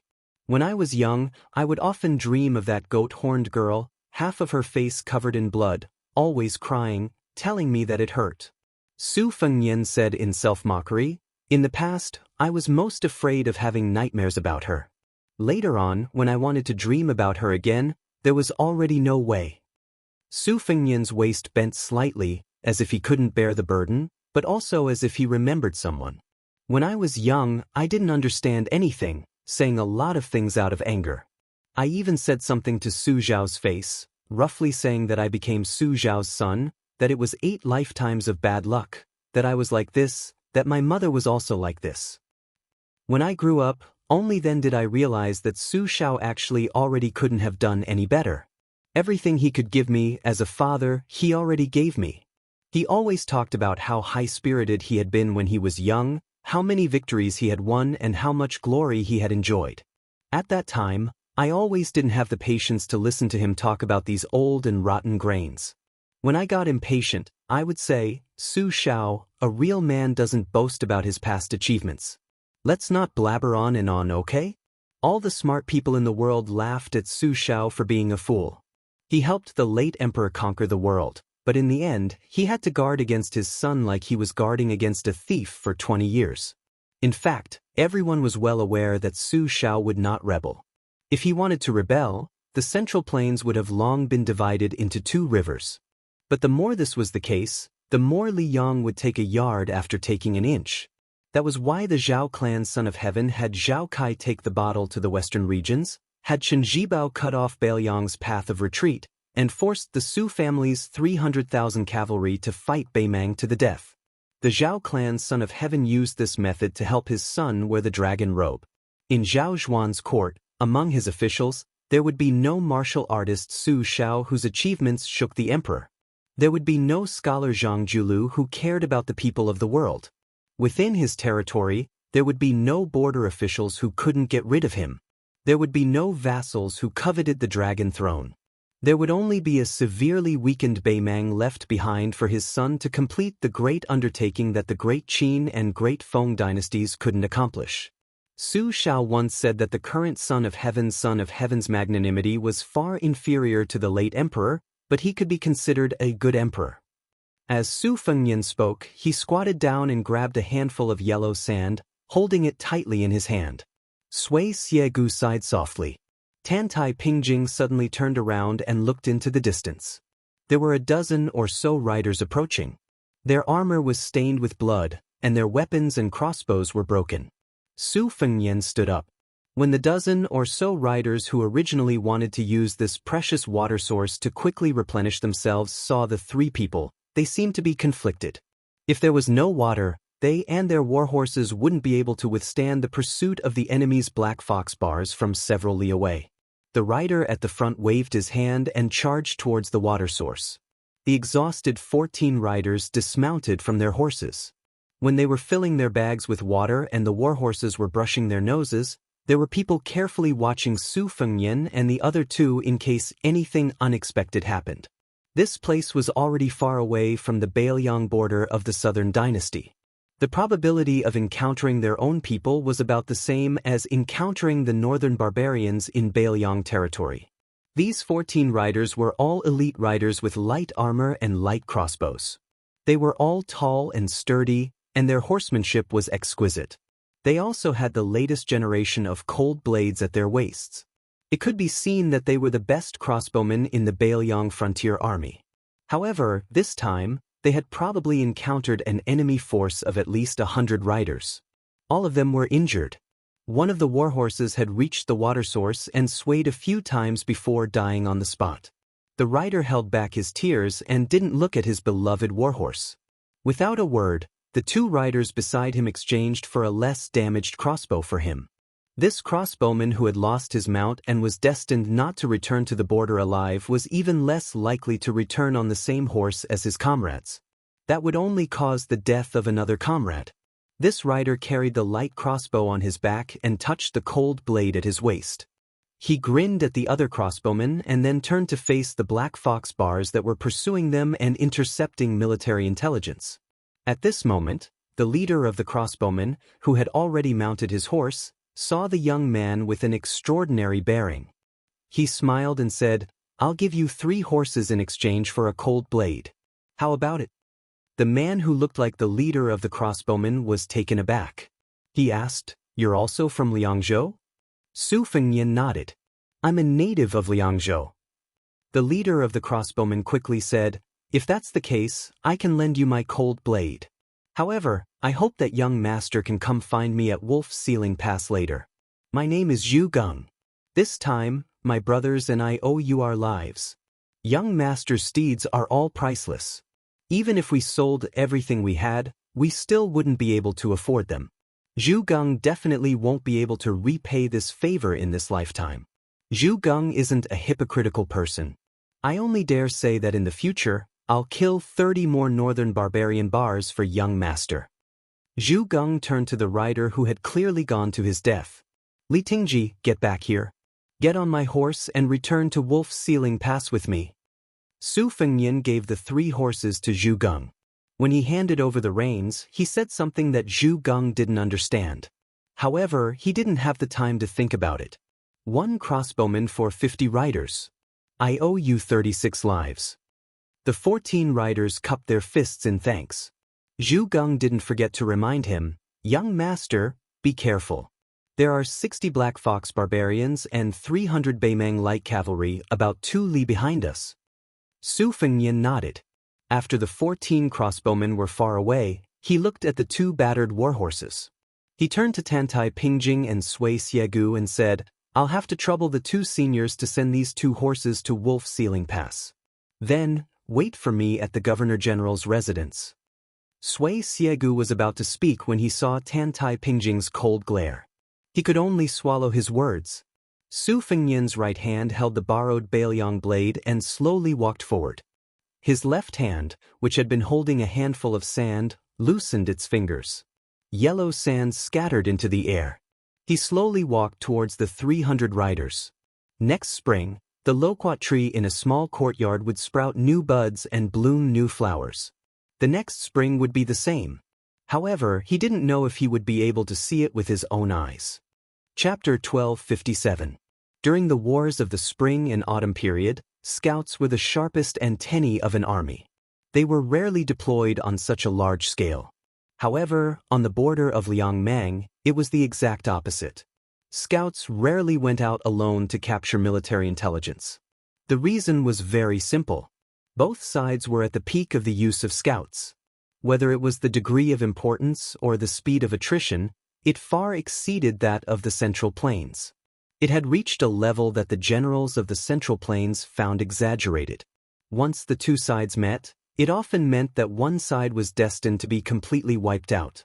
When both sides had roughly the same level of individual combat and tacit cooperation, the number of people would determine who could leave the battlefield with important military intelligence. Northern Liang border army's wandering crossbowmen shook the world under the heavens, while Northern Mang wasn't inferior in any way. Dongzh was Crow Bar, Huang Songpu's roaming scout personally created in the past, as well as the Black Fox Bar who was known as the son of great General Lu Gu, were all the most outstanding scouts of the present age. Crossbowman Captain Zhu Geng led 50 cavalry deep into the heart of the desert. It was not only luck but also strength. After deducing a spy report through observation, he was intercepted and killed by Heihu Lanzi on his way back. Then, not only did the second Lanzi quickly join in the pursuit, Lu Gui, one of the commanders of the border army of the southern dynasties, received the report and did not hesitate to mobilize 300 light cavalry nearby. He was determined to catch this fish that had escaped the net. The cold wind whistled and the war flag fluttered. In a heavily guarded military tent, General Lu Gui's brows were tightly furrowed. He squatted beside a pot that was about to boil. During this period of time, he rarely looked at the map of the Bailiang border that countless spies had sacrificed their lives for. It was not that Lu Gui's power had fallen, nor was it that this famous general did not value the Bailiang cavalry. It was that even he, as the commander of the border, did not know where his side was going to focus on until 3 days ago. He did not know which unlucky place in the 3 northern provinces of Bailiang would be the breakthrough point for the army. Although the Murong and Yelu families were busy with their own affairs due to the turmoil in the grassland in their backyard, as one of the 2 pillars of the southern dynasties, the old Longguan aristocrats had always been at odds with the new military nobles represented by Lu Gui and Yang Yuanzhan. This time, they even jumped and cursed in the imperial court of the western dynasties and attacked together, begging the emperor to take back Dongzhu's military power. Huang Songpu had already retired and returned to his hometown, but he was almost dragged out and whipped by these angry Chinese tycoons. It could be seen how chaotic the southern dynasties was at the moment. The key was that General Dongzhu had been hiding all this time, as if he was determined to let the army of nearly 1 million consume their provisions in vain. Even if Lu Gui and Yang Yuanzhan wanted to say a few words for him, they could not.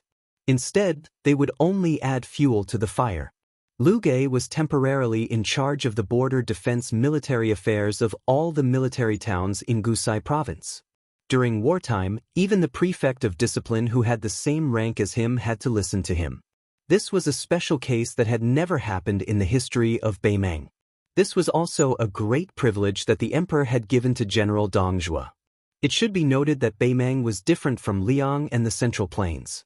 The prefect of discipline who controlled the mighty army was definitely not an administrator or a provincial governor. Thinking of this, Lu Gui had already smelled the unique aroma of brick tea, goat milk, and butter tea leaves mixed together. Lifting the lid of the pot, this general who used to be from a noble family in the Central Plains was in a good mood. He grabbed a handful of salt and threw it into the pot. Different from General Yang Yuanzhan who used to be a slave, and also different from Huang Songpu who had a glorious ancestor, Lu Gui's family was not in the upper class among the remnants of the northbound tribes. However, after arriving in the southern dynasties of Beimeng, they would not be wantonly slaughtered like pigs or dogs. Lu Gui's status today was attributed to his hard study in the old country when he was young. It was also attributed to the military strategies he had read in those books. Because of him, Lu Gui's family had a second spring in Beimeng. He was also worthy of the name of the resurgence of the family tree. However, after Lu Gui became famous, he was not like many of the remnants of the spring and autumn period who were nostalgic for the past or the extravagant nobles of Beimeng who never drank the famous tea from the Central Plains. After arriving in Beimeng, Lu Gui fell in love with the milk tea in the pot in front of him. He liked the strong fishy smell of goat milk and horse milk. After scooping a bowl of tea, Lu Gui put it to his nose and sniffed it. He held the bowl with one hand and slowly turned it. The descendants of his family seemed to be drinking a famous tea from the spring god lake. They did not hesitate to spend a lot of money. There were even young people who said that after conquering the Central Plains, they must have their own tea plantation on the island of the spring god lake. The general laughed. These children did not know the immensity of heaven and earth. Did they really think the Central Plains was made of paper? Even if the Central Plains were easy to bully, how could they cross the threshold of Beimeng? He was afraid that when the time came, Beimeng would have to break a leg to cross it. Next, in the south, there was Chen Zhibao, who was sitting on a natural stronghold. This person used troops to turn something rotten into something magical. If he had 30,000 soldiers, he would be able to fight 100,000 strong soldiers. Moreover, on the eastern front, there was also the famous general of the spring and autumn period, Gu Zhenting. This time, the Guangling Road's internal strife had left the eastern front completely unscathed. Lu Gui stopped turning the teacup and said to himself, in the end, the true enemies of Beimeng's million-strong army are three people, Su Fengnian, Chen Zhibao, and Gu Zhenting. Which one of them is easy to deal with? Lu Gui drank a mouthful of tea. When it was bland, he threw in some salt and called out, Lin Fu. A resolute general who had been waiting outside the tent lifted the curtain and walked in. Lu Gui raised the teacup in his hand. Want a cup? I might not be in the mood in the future. The middle-aged general shook his head. Lu Gui did not force him. This fellow was his trusted aide and was once the main general of the Black Fox Guard. Later, Lu Gui felt that it was a waste of talent and gave him two options. He could either become a third-rank general with real power in his own army and continue his military career, or he could go to the Xijing Ministry of War as an assistant minister and live a peaceful life as an official. In the end, this fellow chose neither and insisted on being an ordinary guard. Lu Gui sighed in his heart. This man had seen life and death countless times. Why couldn't he let go of the meaningless word, love? My daughter is already married and I have a basket full of children. What's the use of you, Lin Fu, staying by this old man's side? However, Lu Gui, who had never been sentimental, knew that these words were too hurtful and could not be said out loud. Lu Gui asked, what about the Baoyang crossbowmen? Lin Fu said in a low voice, don't worry, they won't be able to escape back to Baoyang. Moreover, even if they are lucky enough to find something, they will only think that our army is moving out to attack Liuzhou. Lu Gui raised his head, his expression solemn. He seemed to have lost his previous amiability, but he also did not deliberately reveal his power. Chapter 1258. However, Lin Fu was instantly covered in sweat. He lowered his head and said, "General, apart from the Black Fox Guards and 300 personal cavalry, I also asked for a master expert from the spider web spies. There is also news that the daughter of Jade Cicada Prefecture's governor, Princess Hong Hu, has followed." Lu Gui nodded and stared at this fellow. "Luckily, you didn't drink that cup of tea. Otherwise, I would have whipped you 10 times. Lin Fu, who was famous as one of the young generals in the South Dynasty, smiled awkwardly. He was like a child who had made a mistake and was almost beaten by Mr. Strict. Lu Gui drank a mouthful of strong tea and said softly, "As a general, perhaps a single wrong decision can cause many people to die. Lin Fu, do you know why the king of Bailiang doesn't care when people call him a butcher? Do you know what he feels guilty about?" Lin Fu shook his head. "I can't guess what the king of Bailiang is thinking." Lu Gui said softly, "Butcher is a title for killing millions of enemies. As a leader, being called that doesn't hurt at all. It's about the same as me whipping you 10 times. But if because of his own carelessness he caused the death of the soldiers under his command who should have been able to survive, that would be unsettling." Lin Fu said softly, "General, I'm just a small personal guard. You can say that to Fatty Dong of the King of the North Court." Lu Gui was both angry and amused. He said helplessly, "I know you guys don't like Dong Zhuo. However, he does have true ability. In the future, you bunch of brats should stop talking so weirdly." Scram. Lin Fu left the tent. Behind him came Lu Gui's orders. "Send my orders. The commander's tent will move south and follow the army to Lu Prefecture." Lin Fu turned around and asked, "General, you're not going to finish that pot of tea?" Lu Gui asked calmly, "Then how many heads do my Lu brothers have to cut off?" Without another word, Lin Fu ran off to pass down the order. As he ran, he shouted, "Great General, from now on, I won't be a personal guard anymore. Last time, we agreed that I would be a third-grade general. Other than the 20,000 soldiers, the Black Fox Pen would also be under my command. If you don't say anything, I'll take it as a silent agreement." Lu Gui smiled and took the opportunity to drink another bowl of tea. Because within a month, there were people from all walks of life who left their original stations and rushed to the border of the two prefectures. After they arrived, the Ministry of War in Xijing did nothing for a long time, and complaints were heard everywhere. As a result, 3 days ago, Dong Zhuo, the king of the South Courtyard, finally began to take action. Moreover, once he took action, it was dazzling. Even Lu Gui was surprised. The personal troops of border commander Lu Gui set out to kill their way to Luzhou. The coquettish woman, who treated this bloody pursuit as a chance to relax, stood on a high slope and raised her eyebrows. Beside her stood an old man in a brocade robe with an outstanding bearing. His nickname was the Dragon King. Beimang's devil was ranked 9th, but the Jianghu of Beimang acknowledged that this old man's ranking was too low. The noblewoman of Beimang with a mink forehead was even more convinced. An old man who even the 6 great officials of the spider web had to respectfully address as martial uncle was ranked 9th? What a joke! She was the famous Princess Hong Yen of Beimang's royal court. She was said to have countless male companions. Her father was the governor of Jade Cicada Prefecture, but he was punished by the emperor because of a slip of the tongue. She seemed to be the most aggrieved of the 8 governors, but she was still one of the most favored descendants of the Murong Empress. When she was still a little girl, she followed her father to the capital to meet the emperor. The empress, whose hands had not been washed clean of the blood of the yellow dragons, would smile as she held Princess Hong Yen in her arms and let the child stand on her knees.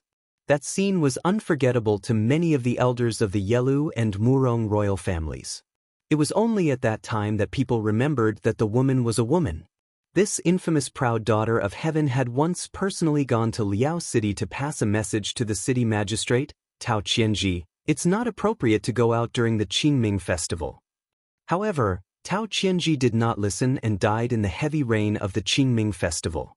She looked at the confrontation in the distance with a great disparity in numbers and asked, "Old Dragon King, why does that figure look so familiar?" The old man in brocade clothes smiled. Just by looking at his figure, he looks a bit like that handsome young man who was teased by the princess on the streets of Tuma Pass. The mink-forehead princess Hongyan laughed. I remember now. He does look a bit like that guy. I even smacked his butt. In the distance, the lone man with the saber did not show any signs of dodging. He just went straight for the charging Black Fox Lanzi and the 200 light cavalry. The old man in brocade clothes narrowed his eyes. But just by looking at his aura, it's like the difference between heaven and earth. If the princess doesn't think that this old servant's eyesight is bad, we should turn around and leave as far as we can. Princess Hongyan was shocked. That guy is a profound finger realm expert at such a young age? But even if his profound finger realm is healed, he might not be able to escape from you and 400 cavalry. Princess Hongyan asked, Xianxia, is there such a person in Bailiang? Yuan Baixiong is younger and older than him. He doesn't have the leisure to come here for a stroll. The old man in brocade clothes shook his head. If I'm not wrong, it's that guy. Then the old man turned around and left. However, Princess Hongyan did not move because she knew who the old Dragon King was talking about was. She did not want to leave even more. The old man stopped and said with a frown, Princess, you will really die. That person has already discovered us. This old servant's leaving is just doing my best and leaving the rest to fate. This will let that person know that we have no intention of interfering. With her back to the Dragon King, the mink-forehead woman waved her hand with a smile. Old Dragon King, you go. I have to see this legendary person with my own eyes. I have to confirm. If he is really that young master I took advantage of back then, I will have profited even if I die here today. Also, old Dragon King, don't even think about knocking me out. The old man sighed. If Princess Hongyan was determined not to leave, there was no point in him leaving. He did have the thought of knocking her out just now. She muttered, a good show is about to begin. Old Dragon King, do you really not want to see this person's elegance with your own eyes? Perhaps if you miss it once, you will miss it forever. The old man did not say anything. He had already arrived beside Princess Hongyan and looked into the distance together. There were more than 70 Black Fox guards and 300 iron guards of the Lu army. In the eyes of this cavalry, this ant blocking their path would be killed in a single charge. Their real mission was to intercept and kill the 14 crossbowmen. Su Fengnian had been holding his blade with his left hand all this time. He did not draw his blade with his right hand. He stopped, flicked his wrist. The cold blade in his left hand was unsheathed. The scabbard stabbed into the sand beside him. His left hand held the blade in a reverse grip. Chapter 1259. Looking at the scene on the other side of the narrow path, the old man in embroidered clothes asked, Princess, are you not afraid of death? The mink-forehead woman was clear-minded and said, Let's go. The Baimang spiderweb elder grabbed her by the shoulder and flew down the slope. They didn't stop until they were 200 feet away from the point of collision.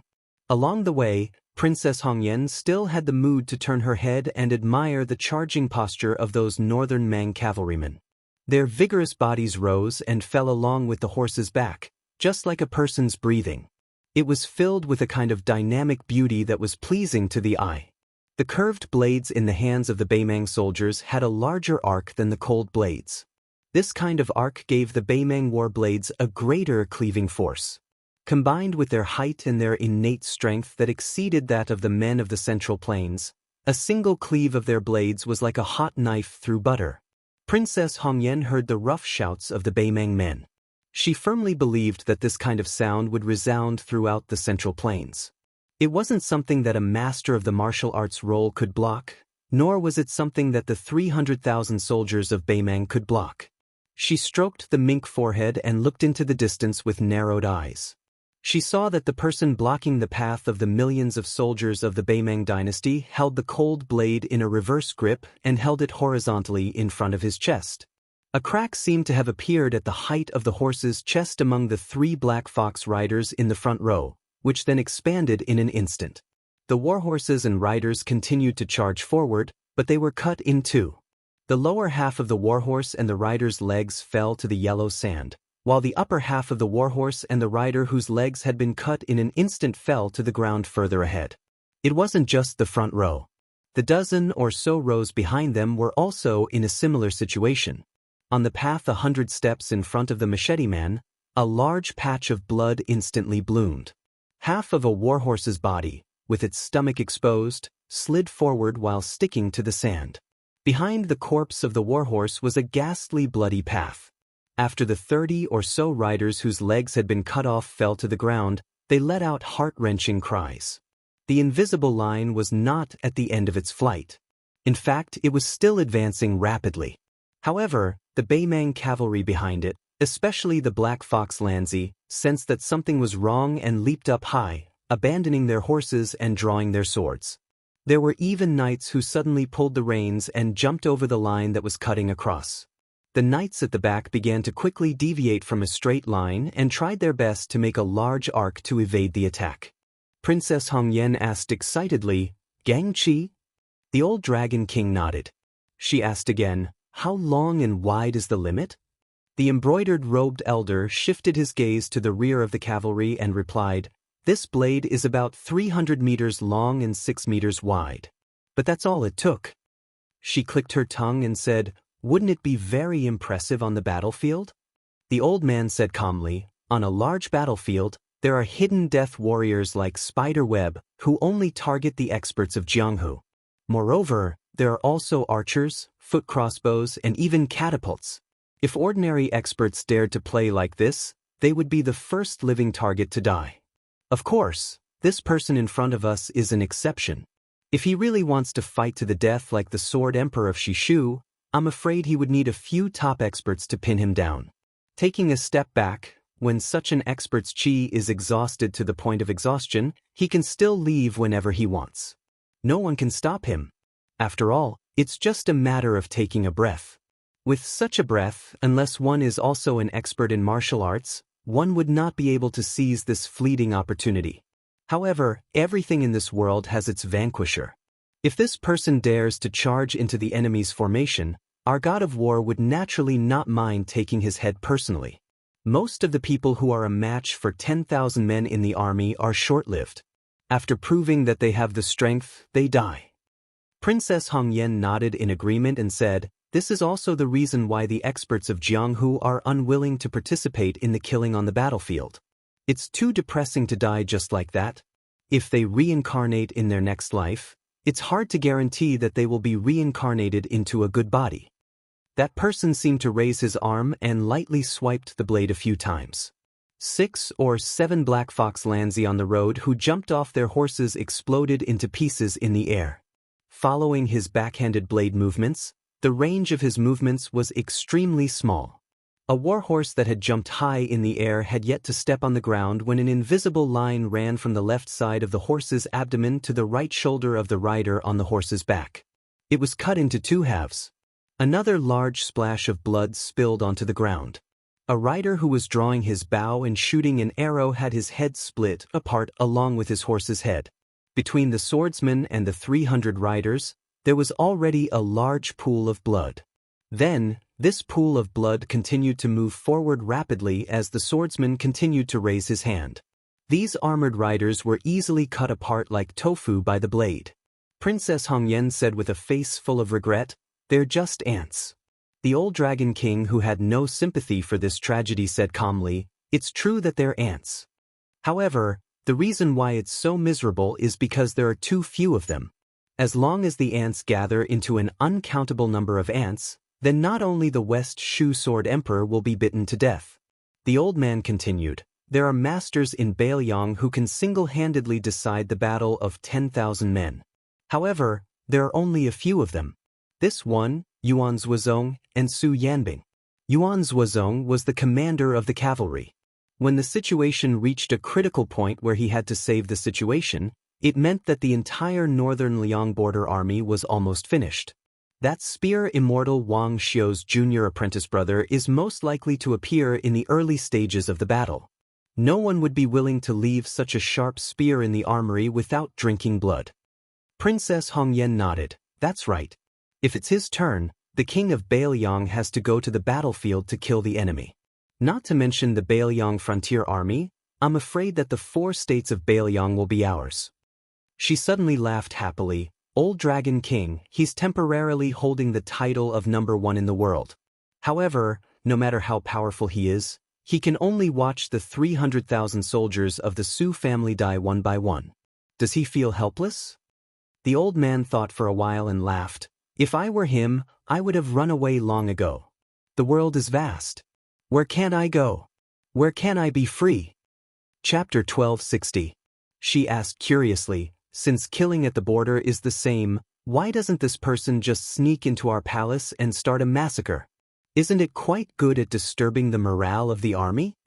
The old Dragon King didn't know whether to laugh or cry at her naive thoughts. He sighed and said, after reaching the celestial state, it's easy for experts to sense each other.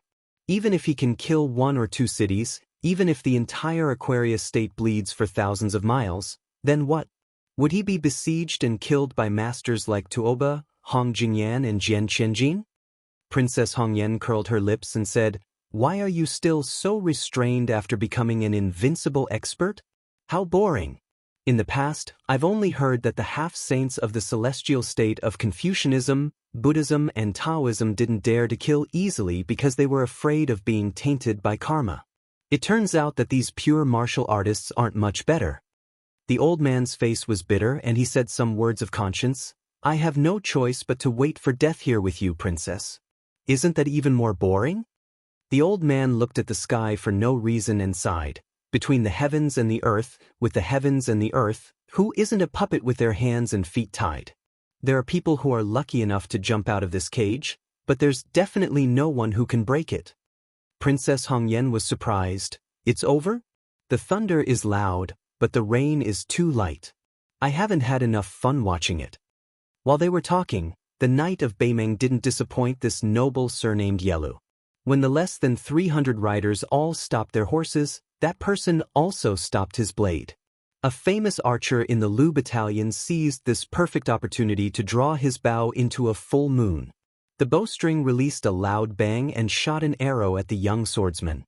The other 2 burly knights with big bows on their backs followed suit. They didn't need to deliberately prepare their arrows. Instead, they drew their bows and shot out an arrow in one go.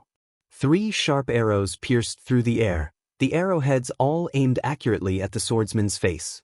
What happened next left these seasoned elites flabbergasted. The 3 arrows hovered quietly in the air, maintaining their slanting postures. The saberman sheathed the cold saber that the Beimeng border army hated the most. 1 eagle feather arrow and 2 ordinary feather arrows. He reached out to grab the eagle plume arrow, which was known in the Central Plains as faster than a hawk and unable to be shaken by a strong wind, and threw it out with a backhand. The archer, who had subconsciously grabbed the reins after shooting the arrow, had his head pierced through by the arrow. His entire body was pulled back by the huge force. His hands pulled the reins, and the warhorse raised its front hooves. The knight's corpse fell off the horse. The warhorse that had been with the dead knight day and night still seemed to be in a daze. It stepped lightly on its fine hooves, turned around, and used its nose to touch its master who had fallen to the ground. A black fox that looked like a leader turned around and looked at the northern sky with great nostalgia. After turning his head again, he faced the young expert with terrifying strength. This Lanzi suddenly squeezed his horse's belly and took the lead in a crazy charge that was tantamount to suicide. The second warhorse began to follow, then the third, the fourth. In the end, none of the riders in the entire cavalry turned around and retreated. All of them began to charge. Seeing this tragic scene, Princess Hongyan bit her lip and said softly, "Let's go." The old man was puzzled, but he did not hesitate. He grabbed her shoulder and retreated. She closed her eyes and felt the strong wind blow past her ears. She said, "If we allow the news of them dying here for no reason to spread back to the grasslands, then their deaths will be in vain." The old Dragon King did not say anything. Nearly 400 riders had chased down 14 riders, but they had not succeeded. If they allowed the enemy crossbowmen to send back information, even if these Beimeng warriors had all died in battle, their parents, wives, children, and even their entire tribes on the grasslands would be implicated. And these people were originally waiting for their families to return home with military merits and food. Even if they returned empty-handed, it was good that they were alive. After allowing the 2 big fish to leave, Su Fengnian helped the 14 crossbowmen cover the retreat. He hung the cold saber at his waist and faced the aggressive Beimang cavalry. He began to run. The leader of the Black Fox fence was the first to reach him. Su Fengnian jumped up. The leader was still in the posture of raising his arm and slashing his saber. He slapped the man's head with his palm. Both the man and his horse were smashed into the yellow sand. The warhorse's abdomen was stuck to the sand pit. However, Su Fengnian had a head in his hand. He pulled it out and threw it at the second Black Fox fence. The fence's chest was blown apart. Su Fengnian quickly fell to the ground. With a shake, his shoulders hit the sides of the warhorses on both sides. The horse's hooves left the ground, and the 2 riders fell to the side. One of the riders charged forward fiercely. However, when it was about 10 feet away from Su Fengnian, the rider and the horse were crushed by the majestic qi, bursting into a cloud of bloody mist. The spiderweb spy hidden between the Black Fox fence and the elite Lu cavalry broke through the bloody mist without warning. The tip of his sword pointed directly at Su Fengnian's forehead. Su Fengnian completely ignored the tip of the sword. He stretched out his hand and pressed down on the head of the spy. Then he slammed the spy to the ground. The tip of the sword shattered, and the blade snapped. The spy's body bounced on the yellow sand. First, blood flowed out of his 7 orifices. Then, his meridians were broken, and blood seeped out of his entire body. This corpse was kicked up by Su Fengnian and slammed into a warhorse in front of him. After the dozen or so riders at the front died without any resistance, the surviving riders finally lost the courage to charge to their deaths. Some people began to retreat. There were hot-blooded people in the world who were not afraid of death. There were also people who were afraid of death but could calmly die for it. However, these brave and skilled Beimang elites did not wish to die at the hands of an enemy whose name and identity they did not even know. Su Fengnian stamped his foot slightly and stretched out a hand. On the ground in front of him, yellow sand swords rose from the ground. After about half an incense stick's worth of time, the old man in embroidered clothes, who had brought Princess Hongyan and dashed for more than 20 li, straightened his back in an instant. A cold voice rang out from behind him. "The 2 of you are old acquaintances I met at Tumbling Horse Pass. Do you not value your lives at all?" Then, Princess Hongyan realized that her buttocks were lightly padded. The person behind her smiled and said, "The old debt is settled. So you can die now."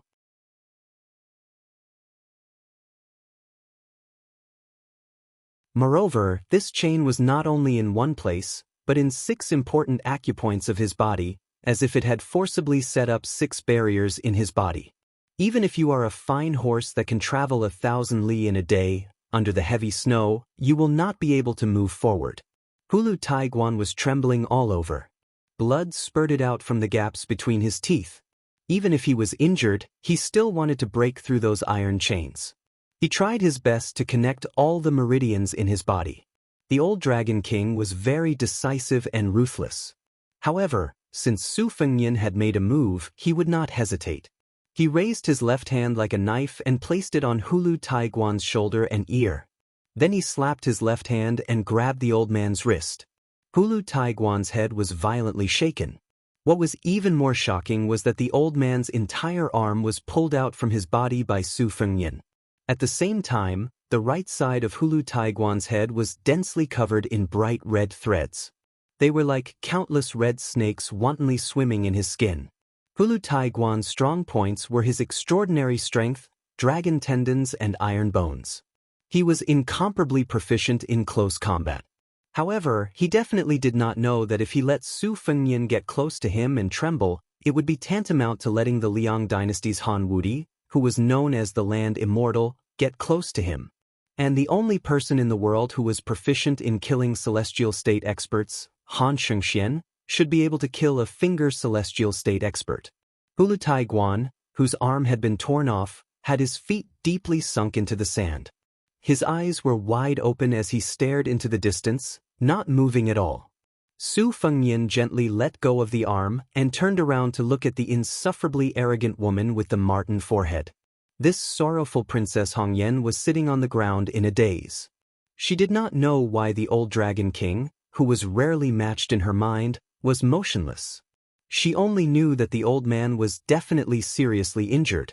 She would never have thought that the legendary figure of Beimeng, Hulu Taiguan, had already breathed his last. Su Fengnian looked at this woman who had probably forgotten to run away. Neither of them spoke. She suddenly shouted in a stern voice, "Old Dragon King, kill him! He's the king of Bailiang, Su Fengnian. As long as you kill him, I'll personally go to His Majesty and ask for your reward. You can be a great general and be the prefect of discipline." Princess Hongyan was not stupid. On the contrary, she was an extremely intelligent and shrewd woman. Otherwise, she would not have been able to deal with the two surnames, Yelu and Murong. She cried out, "Hulu Taiguan, why don't you make a move?" With a face full of tears, she choked out, "Old Dragon King, at least move a little bit." Su Fengnian looked at this woman's marten forehead, but his left hand was already on the cold saber at his waist. Princess Hongyan suddenly calmed down.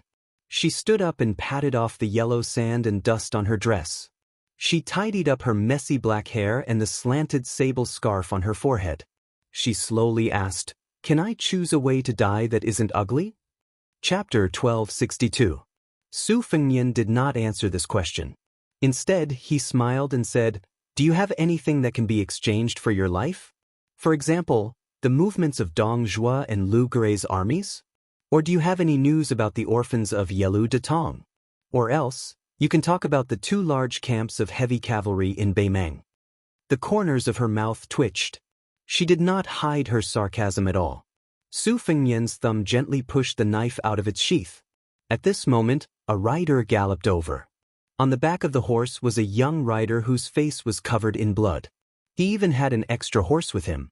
Looking at his attire and accessories, it was neither fish nor fowl. He had the armor and saber of the Lu Centurion, as well as the unique short saber of Black Fox Lang. On his back was a huge bow with carved feathers. It was likely that this rider had made a fortune from the dead. Princess Hongyan turned her head to look at the rider who had just survived a disaster. Her eyes were full of disdain and hatred. She did not need to think to know that this was a traitor. On the Beimeng grasslands, this kind of man had the lightest bones. The young rider who had relied on horsemanship and archery to enter the personal cavalry of the Lu general stopped his horse and panted heavily. He also looked at the woman with the mink hair covering her forehead. Previously, in the army camp, he had only seen her a few times from a distance. At that time, one of the generals had respectfully led her and her entourage to the general's tent. He did not even dare to think that he would be able to talk to this kind of rich and noble woman in his lifetime. As for the disdain in her eyes at this moment, this young man who had indeed defected couldn't help but lower his eyelids. However, he quickly raised his head. He did not look at the woman who made people feel ashamed of their inferiority. Instead, he looked at the slender back of the swordsman. His body began to tremble uncontrollably. The previous scene was still vivid in his mind. Including him, the 300 riders began to retreat and flee. This swordsman of similar age had cast sand-flying swords out of thin air. When he turned around, he saw with his own eyes that the swords had pierced through the backs of his fellow soldiers. Occasionally, a knight would use his scimitar to shatter the flying swords, but he could not stop the second flying sword from piercing through his chest. A comrade was pierced through his shoulder by a flying sword and fell off his horse. His entire body was nailed into the sand. While the man was chasing after the comrade, he casually stretched out his hand and pressed down. The injured comrade who was struggling for his life a few feet away sank into the ground, stirring up a cloud of yellow sand. Then he disappeared without a sound. After one of the Black Fox Lanzi fell off his horse, his entire chest was pierced by a flying sword. He staggered as he charged towards this person, but this person brushed past him. The Black Fox Lanzi's legs left the ground, and his head seemed to have been hit by a heavy hammer. He leaned back and fell heavily to the ground. A centurion of the personal guards of the Lu army was lying on the ground, barely breathing. That person used the cold blade in his hand, which had yet to be unsheathed, to knock lightly on his head. Just like that, his entire head exploded. When that person got closer and closer to him, as if possessed, he no longer urged his horse to run wildly. Instead, he turned his horse around and blocked the path. However, he did not go to his death. Instead, he waited for death. He did not know what he was doing. He only watched as that person continuously controlled the flying sword to kill people. If there was someone next to him who had not yet breathed their last, he would use the cold blade in his scabbard or a newly forged flying sword to finish them off expressionlessly. At that moment, in the eyes of this little pawn who was in a state of death, the entire sky was like a swarm of flying swords. Then these flying swords wove together into a vast net. There were 6 or 7 black fox lanzi who were fighting like trapped beasts. They passed by the dazed pawn, roaring as they charged towards that person. Then, both the riders and their horses were carried into the sky by the flying swords with astonishing penetrative power. In the end, they fell to the ground together. In his eyes, for a few moments, he seemed to see that person breathing in and out. One breath was as fine as a drop of water. One breath was like a gently trembling lotus leaf. One breath was like a whale swallowing heaven and earth. For some reason, that person brushed past him, but did not kill him. When he was the only one left alive among the 300 riders, that person appeared by his side. Using fluent Beimeng language, he ordered him to pick any armor, swords, and arrows he wanted. Then, he asked him to bring an extra warhorse and leave with him. Probably because he felt that he had already died once, the young rider at that time had forgotten his fear. After returning from the gates of hell, he still had the mood to pick up those good items that he had long been envious of. He changed into a good horse, put on armor, equipped himself with a war blade, and carried a large bow on his back.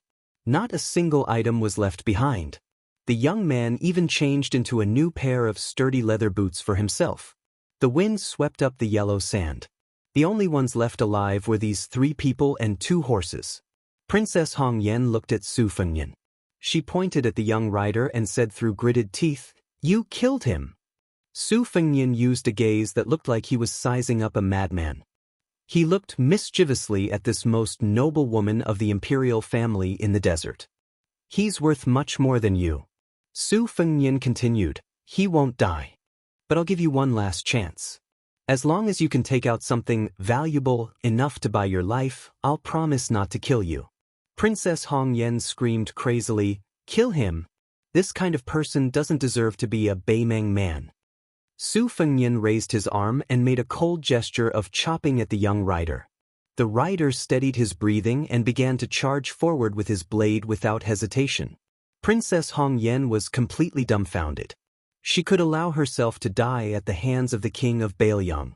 But she would never allow herself, a princess of Beimeng, the only daughter of the Yushan province's provincial magistrate, who was deeply doted on by the empress, to die under the blade of a grassland trader. Moreover, this nameless coward was so despicable. She smiled bitterly and looked at Su Fengnian with hatred. Then, she quickly pulled out a dagger and stabbed it toward her own heart. Chapter 1263. The sun was setting in the west, and the 2 riders were riding slowly on a flat sandy land commonly known as Longan. 30 miles to the south was Huda City, the most majestic city in Bailiang's border. There were 30,000 elite soldiers, 3,000 heavy cavalry, 6,000 light cavalry, and more than 20,000 infantry inside and outside the city.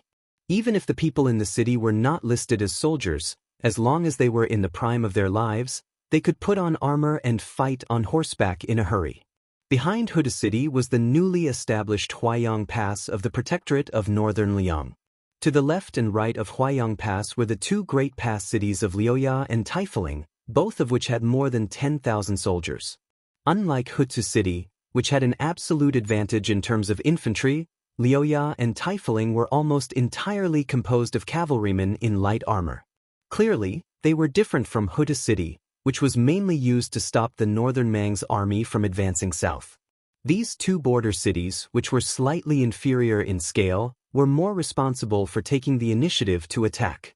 Behind the first line of defense was the second line of defense, with Jinyuan, Qinghe, and Grave as the fulcrum, and Xiankan and Shenwu as the flanks in the north of Liangzhou, followed by the Great Snow Dragon Cavalry, which was stationed at the border of Liangzhou all year round, and the two deputy commanders of infantry and cavalry, Chen Yunshui and He Zhonghu's army.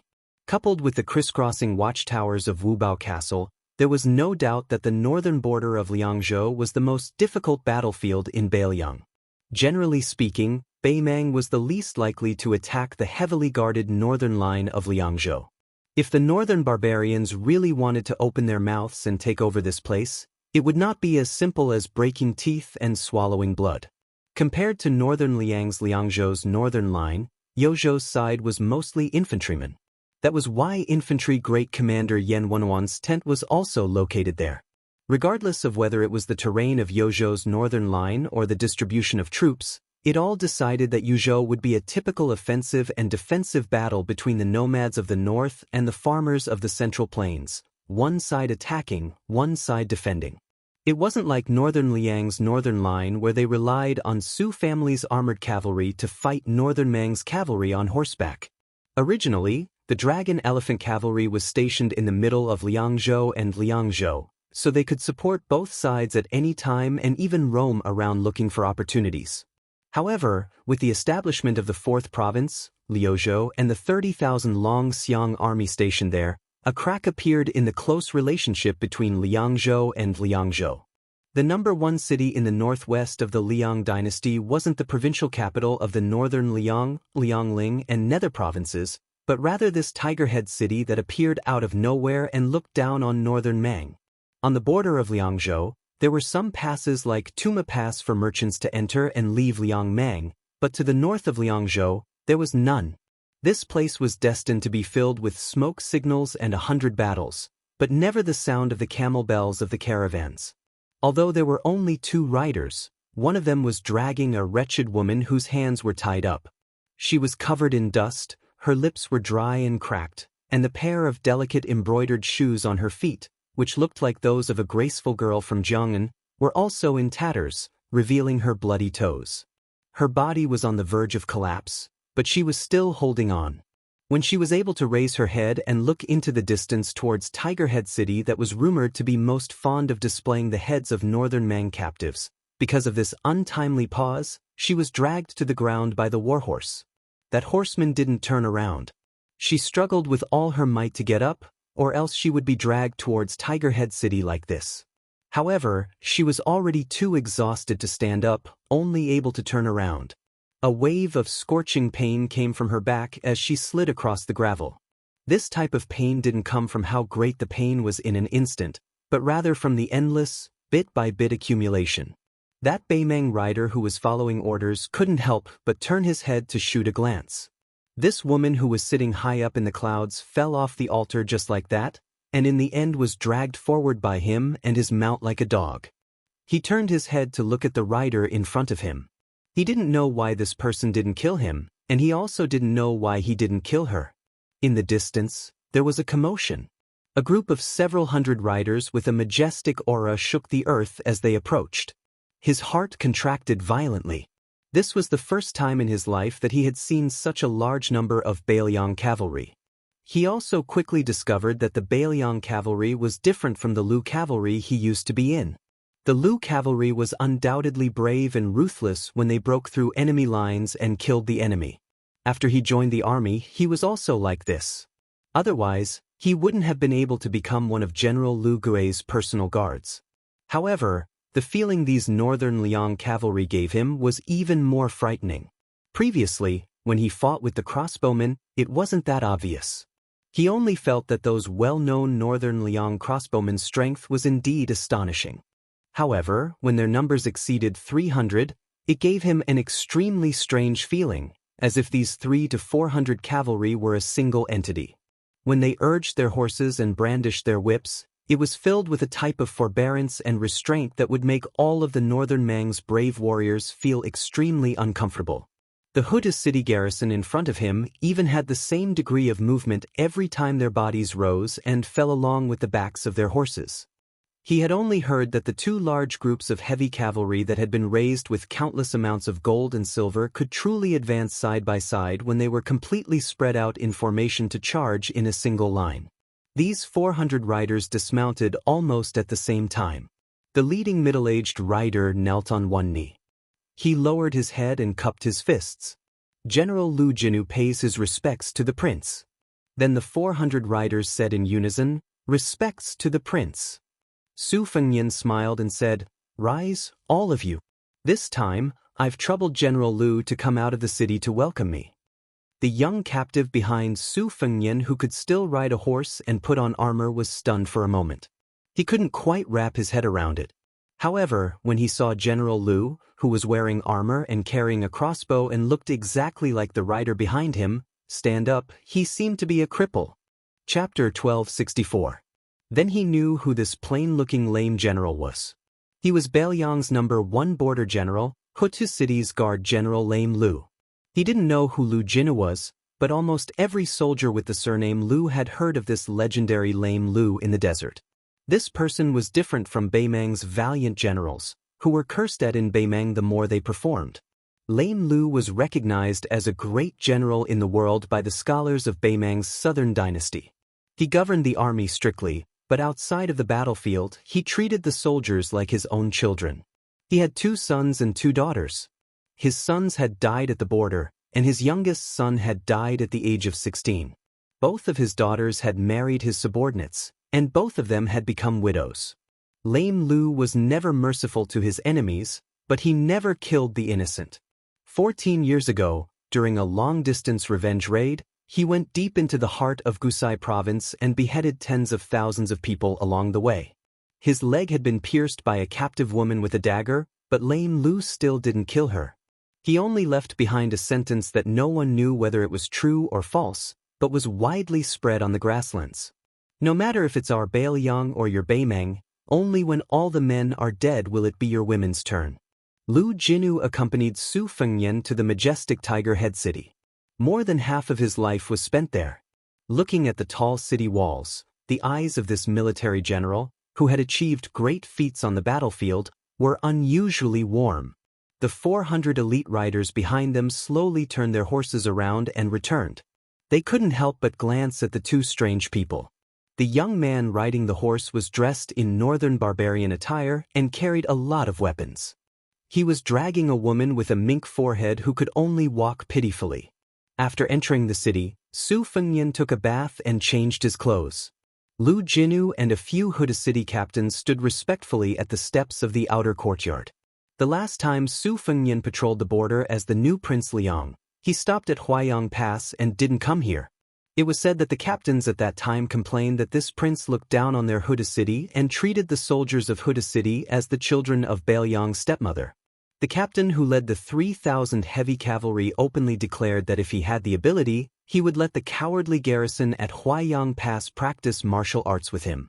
He didn't want to bully the cavalry of Huayang Pass because they were light cavalry. At worst, he could borrow another 2,000 or 3,000 soldiers from them. He could still beat those guys without 3 rounds of charge. Su Fengnian saw a strong man who pretended to be calm but was obviously a little restrained. He waved his hand and motioned for the pillars of Huda city to sit down and talk. With Lu Jinu's experience and military achievements, he could talk calmly with the old Prince Liang. Of course, he wouldn't be at a loss when facing Su Fengnian, the new Prince of Bailiang. He calmly sat on the stone bench. Out of the corner of his eye, he saw Ma Jili, who had scolded him the most after drinking, move the stone bench and sit at the back like a shy little girl who didn't dare to see her lover. Su Fengnian tilted his head, as if he was looking for someone. He deliberately asked with a smile, "General Lu, is Captain Ma, who said that even if he can't beat me in martial arts, he can drink me down?"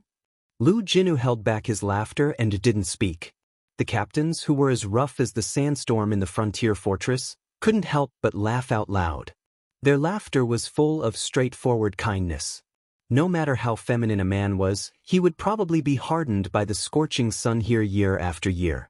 No matter how narrow-minded a man was, he would probably be bullied by the vast sky here day after day. Ma Jili straightened his back and stuck his head out from behind his comrade's back. Reporting to Wang Ye, he said, "Lowly officer is here. If you, senior, are really angry and want lowly officer to eat a whip, lowly officer will have no objection. But when I'm being whipped, can you find a place where my subordinates can't see? Otherwise, I'll be laughed at by those guys." Su Fengnian obviously didn't want to bicker with this man. He asked, General Lu, can everyone drink? Lu Jinu nodded and joked, of course, everyone can drink. That's how it is when these people fight. When it comes to drinking, everyone is number one.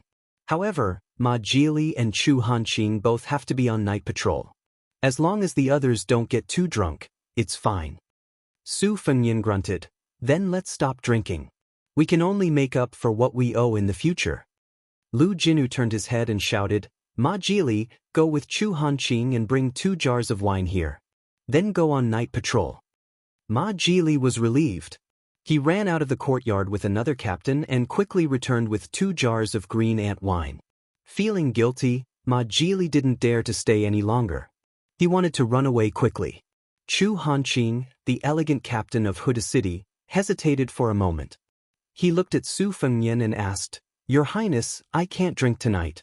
I don't know when and where I can drink next time. Can I use an empty bowl to offer a toast to Your Highness?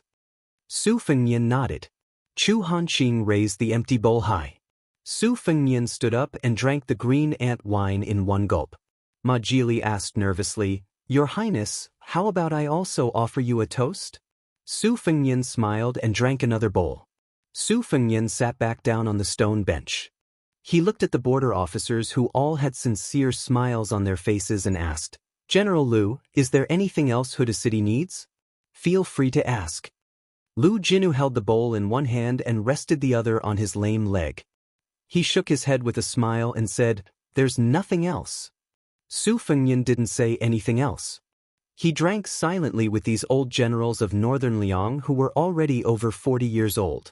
In the end, Lu Jinu only said one sentence, Since Your Highness is sitting here, then I can say something that I thought I couldn't say. Huda City has more than 40,000 people. Today, they've all drunk Your Highness' farewell wine. Even if they die, they have no regrets.